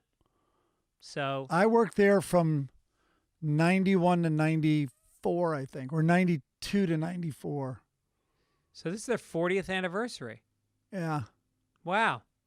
I was in the building, I remember, when word spread like wildfire, because I was on the same floor as MTV News, and we heard Kurt Cobain had died. Wow. And it was one of those, there's no internet or cell phones or anything. But I remember calling friends and was like, I was definitely the bearer of the news. So, yeah. I remember when he did Unplugged, when Nirvana did Unplugged, the rule on the show was you had to go acoustic and you had to play your own songs. And Nirvana came on and they were doing covers. They wanted to do a bunch of covers. Yeah. And one of them being that David Bowie song, the Man Who Fell. Yeah. Yeah. Well, I forget. Yeah. Whatever it was. But they played like 3 or 4 covers and they were like, no, you can't do it. You can't come on the show and play covers. And they were like, all right, fuck you. And they were like, okay, you can play covers. And it was like the best Unplugged they've ever done. Yeah. The Man Who Sold His Soul. What was it? Yeah, it was great. And then, Lead Belly. Was it Lead Belly's Where Did You Sleep Last Night is what they ended it with. And it was haunting. Yeah. And then they did so much original programming and then I hosted, as you remember, I hosted a game show. The Man Who Sold the World, right. On MTV. And yes, you did. And then we You won a Cable Ace for that. Won a Cable Ace award. And then as they picked up our second season, MTV was getting so much shit about not playing enough music videos that they canceled, singled out. They had like a bunch of hit shows and hours. They canceled everything. And they went back for a period to just playing music videos. So we got kind of fucked. Right. Me and Mike Dugan. He created it. You got it. All right, let's get to the letters. Zachary Young. People's haphazard use of the word literally makes me cringe to my core, but it has ramped up dramatically in recent years. My take is that when people are talking, They get insecure that their listeners will lose interest, so they feel the need to emphasize their points using this word. I think he's right. While you yourself haven't ramped up usage, Greg, you have been a culprit. Sometimes you will start the word and then carry out a drawn-out multiple clause sentence, leaving me to guess which part of that was literal. You often use it. Jesus, what are you, a fucking English major? I know. Anyway, he goes on to say that you do it. I've said it a few times accurately or in this podcast, but I think we'll say that too much. I agree. All right, we'll work on that. And I say I'm gonna cut out saying I don't recall you now. Now you've ruined this listening experience for me. I'm gonna hear nothing but uhs, which should be the name of the podcast. Michael Field says, I'm betting you get a few emails about the volunteer fireman stuff. Last week we teased the volunteer fireman. We did? Oh, was that on my show? Yeah, I was I don't talking about remember. how, like, if you're having a fire, do you want the volunteer showing up and Oh going, no, I'm not really that would getting not have paid." happened on my watch. Okay, why is that? Because they're all great humans. I want them Yeah. all to show up. Yeah, right. Although our family house burned to the ground, 3 stories, and it was 50 volunteer firemen there. Ah, is that true? Yeah. And they were, I think, some inebriated because they got the call, but it was during an NFL playoff game. Uh-huh. Right. The exact time. Right. And so I don't think they were in the best shape. But there was definitely a rather infamous backdraft that almost blew the house up. Jesus. Yeah. Anyway, he says that I agree that no one should do that job for free. A lot of places can't support the cost of career firefighters, though. The training is basically the same, but there's definitely a stigma around those who volunteer. Most volunteers are really good people. There are a few that kind of go overboard. They are usually referred to as jolly volleys. Those are the ones that buy used cap cars and deck them out with emergency lights that surely cost more than the car itself. I hate when people do that. When somebody buys like a Ford LTD and they put that like cop light on the side by the side view mirror. No, I know. They're so aggro. It's crazy. Yeah. Yeah. They inflate their self-importance and everything. Yeah. Some people sent in some more stuff about the lyrics.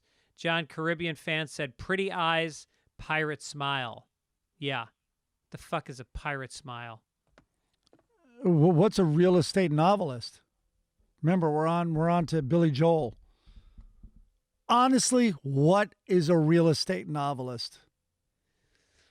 Yeah, what is a real estate novelist? It's insanity. That's what it is. I mean, I guess that would be a pretty good novel about a realtor, maybe a realtor who seduces potential buyers and they have sex in the house. That's pretty good. I'm sure that's what Billy Joel was thinking while he was swerving between trees out in the east end of Long Island. I went to an open house one time, coming back from the beach and playing And paddle Billy tennis. Joel drove right through the living room. And I had to take a shit, so I went to the open house and I went upstairs and I took a shit. I flushed.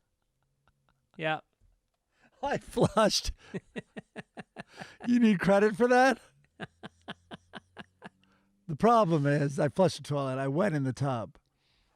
All right, Chris is writing something here. Real estate, the slowest typer.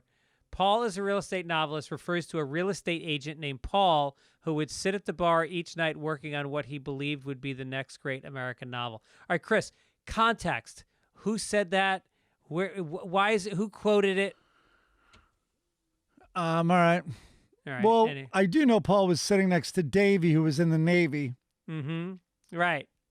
And he'll probably be in the Navy for life. And Gary Torch, who's in the Air Force. How about this? This guy says, Michael Smith says, Mike can't handle Rick Rubin being alt-right. How's he feel about Bowie banging 14-year-olds? Does he still love the music? How do I feel about wild subject changes? You're fun to have a conversation with. What does that have to do with the other thing? Also, this is why I said I would. First of all, it's not that I can't handle. I'd be very surprised because someone who has produced a lot of the artists that I've seen him produce, like especially Public Enemy, I find it very hard. Now, I am putting out there to this guy and anyone, I don't think Rick Rubin is far right. I went up and I searched that and looked like crazy. It was about he's tweeted twice, I guess, in his life. And the second retweet was by someone who's provocative and right-leaning or like supportive of Trump or whatever it is. And then like he deleted it or whatever. But just from that, his political views are famously private. And he may not even have them. But I just think someone who's produced the artist he has, I would be very surprised if he was a supporter of Trump. I still would be. Someone proved to me that Rubin supported Trump. Well, I don't think it's out there. A friend of ours, I'm not going to say who it is, but he recently had dinner with Rick Rubin, and he told me something to that effect. So I just texted him, so we'll hopefully get an answer by the end of the podcast. I think he's an incredibly open-minded guy, and I bet he doesn't just, get in step with a party line. I probably is an individual thinker on things. But anyway. All he wrote was maybe. I'm telling you, it's at least I didn't spend too much time on it, but I did try to look it up. Okay. I'll tell you what he says. And that's all, folks. Obituaries, Dusty Hill, born in 1949. He was ZZ Top's bassist, joined in 1969 after they signed a record contract.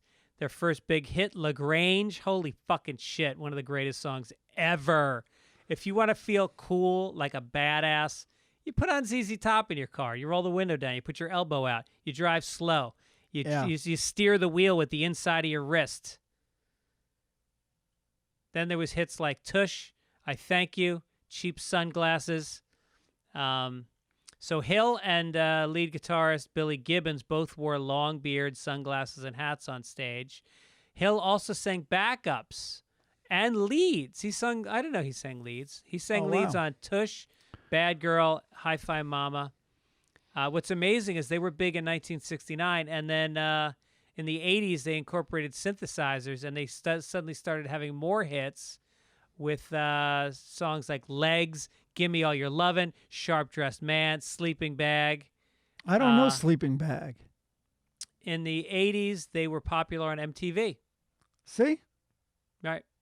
Got into the Rock and Roll Hall of Fame in 2004, and they remained together for 50 years. I think I read they might be like the longest consecutively touring band in history with the same members. Okay, we got some reply from our friend on Rick Rubin. He's a libertarian, and I think he had a leaning toward Trump, but frankly, at the point the conversation came up, I was a little bit tanked, and I can't remember exactly, so don't quote me. This was at blank blank's house, and all the other people there were Trump supporters, but I'm not supposed to talk about what happened there because I gave them an oral non-disclosure agreement, never discuss what happened at those two dinners.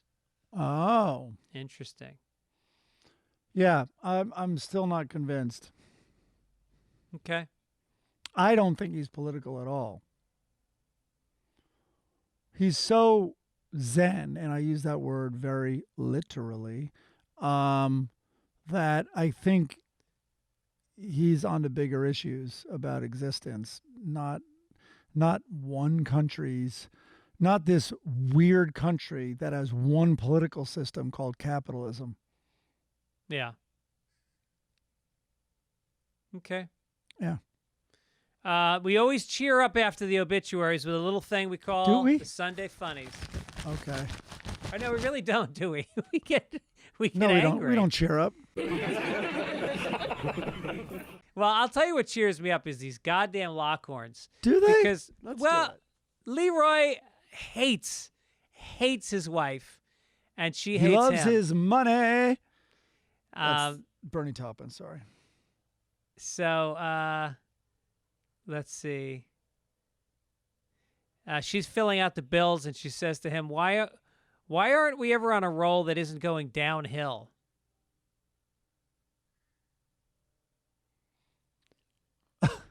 In another one, they're coming on a dock, and they've just come from fishing. He's got this little tiny shit fish in his hand. She's got a scarf on her head, and she looks angry. And Leroy is saying to this guy next to them, I know they were biting farther out, but my wife wouldn't row that far. Fucking hates her guts. By the way, getting back to the downhill, that's a confusing phrase sometimes, right? Like if I said to you, come on, like you're tired, and I'm like, come on, it's all downhill the rest of the way is downhill. I feel the same way. Is uphill good or is uphill bad? It's an uphill battle, but you certainly want to be going up. I think what we've learned is either direction, life is hard. Yes. It's either going downhill or it's an uphill battle. Now we sound like a bad Seinfeld routine. Okay. Let's get to some family circus. Oh, geez. Well, it's really going to go downhill and uphill now. Okay, these two redheads, the daughter who looks significantly fatter than the fat boy, and bigger and older, is pointing at his mismatched socks, and her pie hole is open. So she is saying to him, your socks don't rhyme. End of sentence. That hurts. So, I don't know. Is he writing the comic strip for children that age? Because it's they wouldn't get that. Would it excuse him if he was directing his comedy to children between the ages of 5 and 11? I guess if his goal was confusing children who are, who understand the English language, then mission accomplished. Then maybe we give him an out. Right. But even a child who's reading this in like the waiting room of a pediatrician's office or something would be like, what? Yeah. Your socks don't rhyme? Yeah. Do you have a coloring book, sir? Your socks don't catch, maybe something misspoken because the child at least knows match is the operative word. But rhyme. I guess it's kind of in the go together family. Right. Yeah. Yeah. But even if they rhyme, that means they're not the same word. None of this works for me. Works for me. No, his socks don't rhyme. His fucking cartoon doesn't rhyme. I have an idea. Can I give Jeff Keane a free idea? Yeah. Don't draw any more pictures. You don't need to draw any more pictures. This is real advice, not like, quit. That would be, kind of funny advice. Don't draw any more pictures. These all deserve more time and another shot, not your low-hanging fruit first impulse. This isn't even fruit, so you can't even call this low-hanging fruit. This bears nothing that is of substance. So, take another shot at this one. Do it in 4 years. Yeah. You have a backlog of pictures that deserve a wittier attempt. Let it marinate a little bit. Throw some other ideas at it. Take a yellow legal pad and just vomit out punchlines. Just keep writing. What did he call it in that video? He calls it. He called them. I don't know. I don't remember. I did watch it. Not bits. He had a phrase for his punchlines. I forget what he called them. Gags? Gags. Yeah. I think Just spitball a lot of gags, and you know what? Call someone else in the room. Run it by them. Bounce it off a few people. See what they think, because nobody thinks your socks don't rhyme is appropriate to be syndicated in thousands of papers and make you millions of dollars. And another rule, kind of like your productivity strategies, you're not allowed to spend less than 30 seconds on it. How about that one? Is that the under-over? 30 seconds? Go over, see what happens. Yeah. See what happens if you stick with it. Right. And try to make it to 31 seconds before you just have shit out and accepted what was on the page. The drivel. Speaking of drivel, holy shit, a very sexy Blondie this week. They are at the beach, the whole family. That's speaking of dribble. Yeah. Dagwood walks up, and now his two kids, his daughter, who's, I feel a little bit perverted saying this, but she's got a great rack, solid set of legs, cute feet. For a drawing. For a drawing. And she's sitting there with the son. I almost don't want to read the comic strip because it's more that they're at the beach and they're all in their bathing suits. Dagwood comes in with an actually surprisingly good body, considering he does nothing. Aren't you going swimming? Son says, can't. They're both looking at iPads. Daughter goes, we have to post pics. Dagwood said, kids today sure work hard on vacation. And now Blondie has an iPad, and she's got a giant photo of Dagwood's feet on it. And she goes, honey, point your toes. It'll make a funny picture. Meanwhile, she's the fucking star. She's the only one you cannot see in the bathing suit. And it is such a tease. She's right there, and it's a fucking terrible picture of her. It's like a that profile is the worst thing I've ever seen. It doesn't look like her at all. It's terrible. Yeah. She's got a cool bucket hat on, but why am I looking at Dagwood's feet? Her feet are right there. Just pan down. He did draw, I mean, the most colorful thing in that photo is her right boob, which he put in the bottom of the frame there. Yeah, that's all he gave me. All he gave me this week was a right boob. Bikini top boob is popping up from the bottom of the frame. And ruined by a close-up of Dagwood's feet. There's another hottie in a bikini on the first frame in the background. Oh, I didn't see her. There we go. Yeah. Hey, now. You were too busy looking at a daughter. God. You perv. I am a perv. All right, well, listen. I've run out of steam. Yeah. We did 2 hours. It's almost 2 hours. But remember, folks, the podcast relies on our advertisers, which rely on you to get involved. So if you're thinking about taking care of your hair loss, go to keepsrightnow.com/papers and get yourself your first month of treatment free.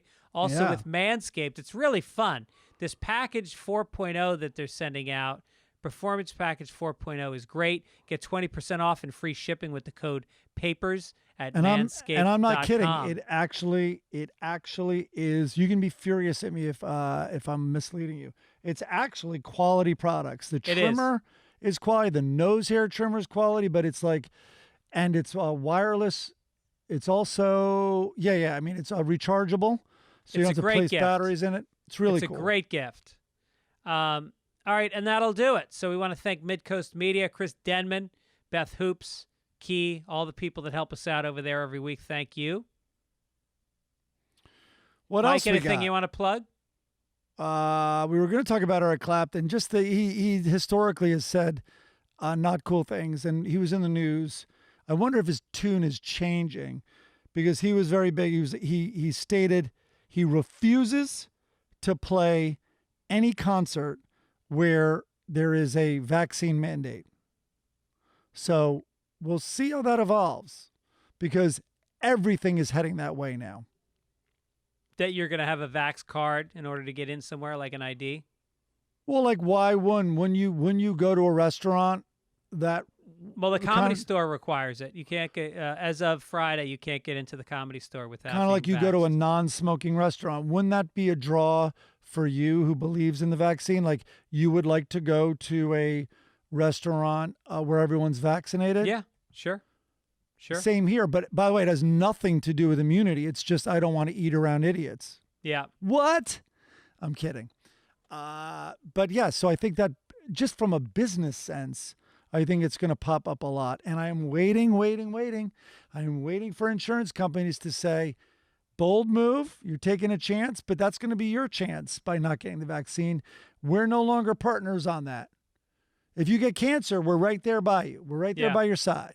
But if you get a preventable illness, where it's on you. I like that. Yeah.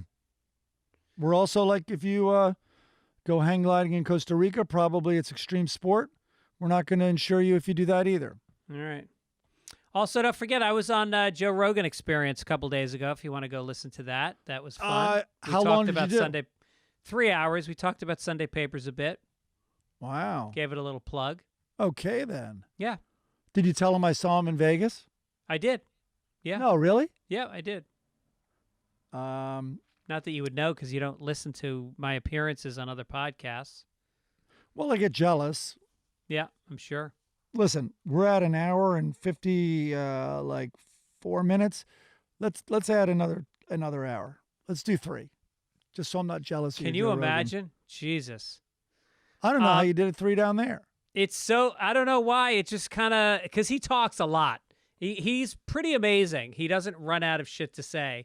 And it's not prepared. He doesn't have a sheet of paper or whatever.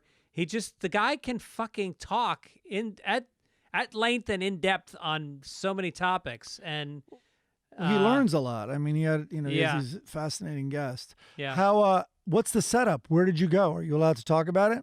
Yeah, he flew me into Austin, and we stayed in a hotel for 2 nights. And I did a stand-up show with him, and I did Kill Tony while I was there, which is the Tony Hinchcliffe's podcast. Yeah, of course. Went out to dinner. It was a grand opening of this fancy restaurant we all went out to, and it was great. We just had a fucking blast. It was hot as shit. Austin is crazy hot right now. Yeah. But I dig it. It's a seedy town. I mean, it's like Venice Beach. There's a very aggressive homeless situation going on there. And I saw an altercation between a cop and some homeless people with a taser gun. Oh, wow. Yeah, it was pretty intense. But I plan on going there pretty regularly, though. Yeah, I was thinking of going down with you maybe to that Yeah, opening. right. You saw Adam Egget there as well. The Adam Egget's doing good. He's manager from the store formerly. he's going to be managing Rogan's When does that comedy open? club. I don't know. I don't know if they have an exact date. Couple months, few months, whatever. Fall though is when they're trying. I think so. Yeah. And then where do you sit down to talk to Rogan? He has a studio in a nondescript area. Okay. And it's a huge studio, and the room looks the same pretty much. He's recreated the same kind of dimensions as his other studio. Same chairs, same uncomfortable chairs. And did they ask you if you were vaccinated or test They you? tested me. They do test you. Yeah. Okay. Yeah. And they have a lot of security. Good guys. It felt the same, same setup. Nice. Yeah. So anyway, All right. all right. Well, listen, we'll catch you guys next week. Mike, I'll see you on the golf course in an hour and 45 minutes. Get ready. I'm bringing my B game. Let's do it. All righty. Take it, Ish. Take it, Ish. I went so long without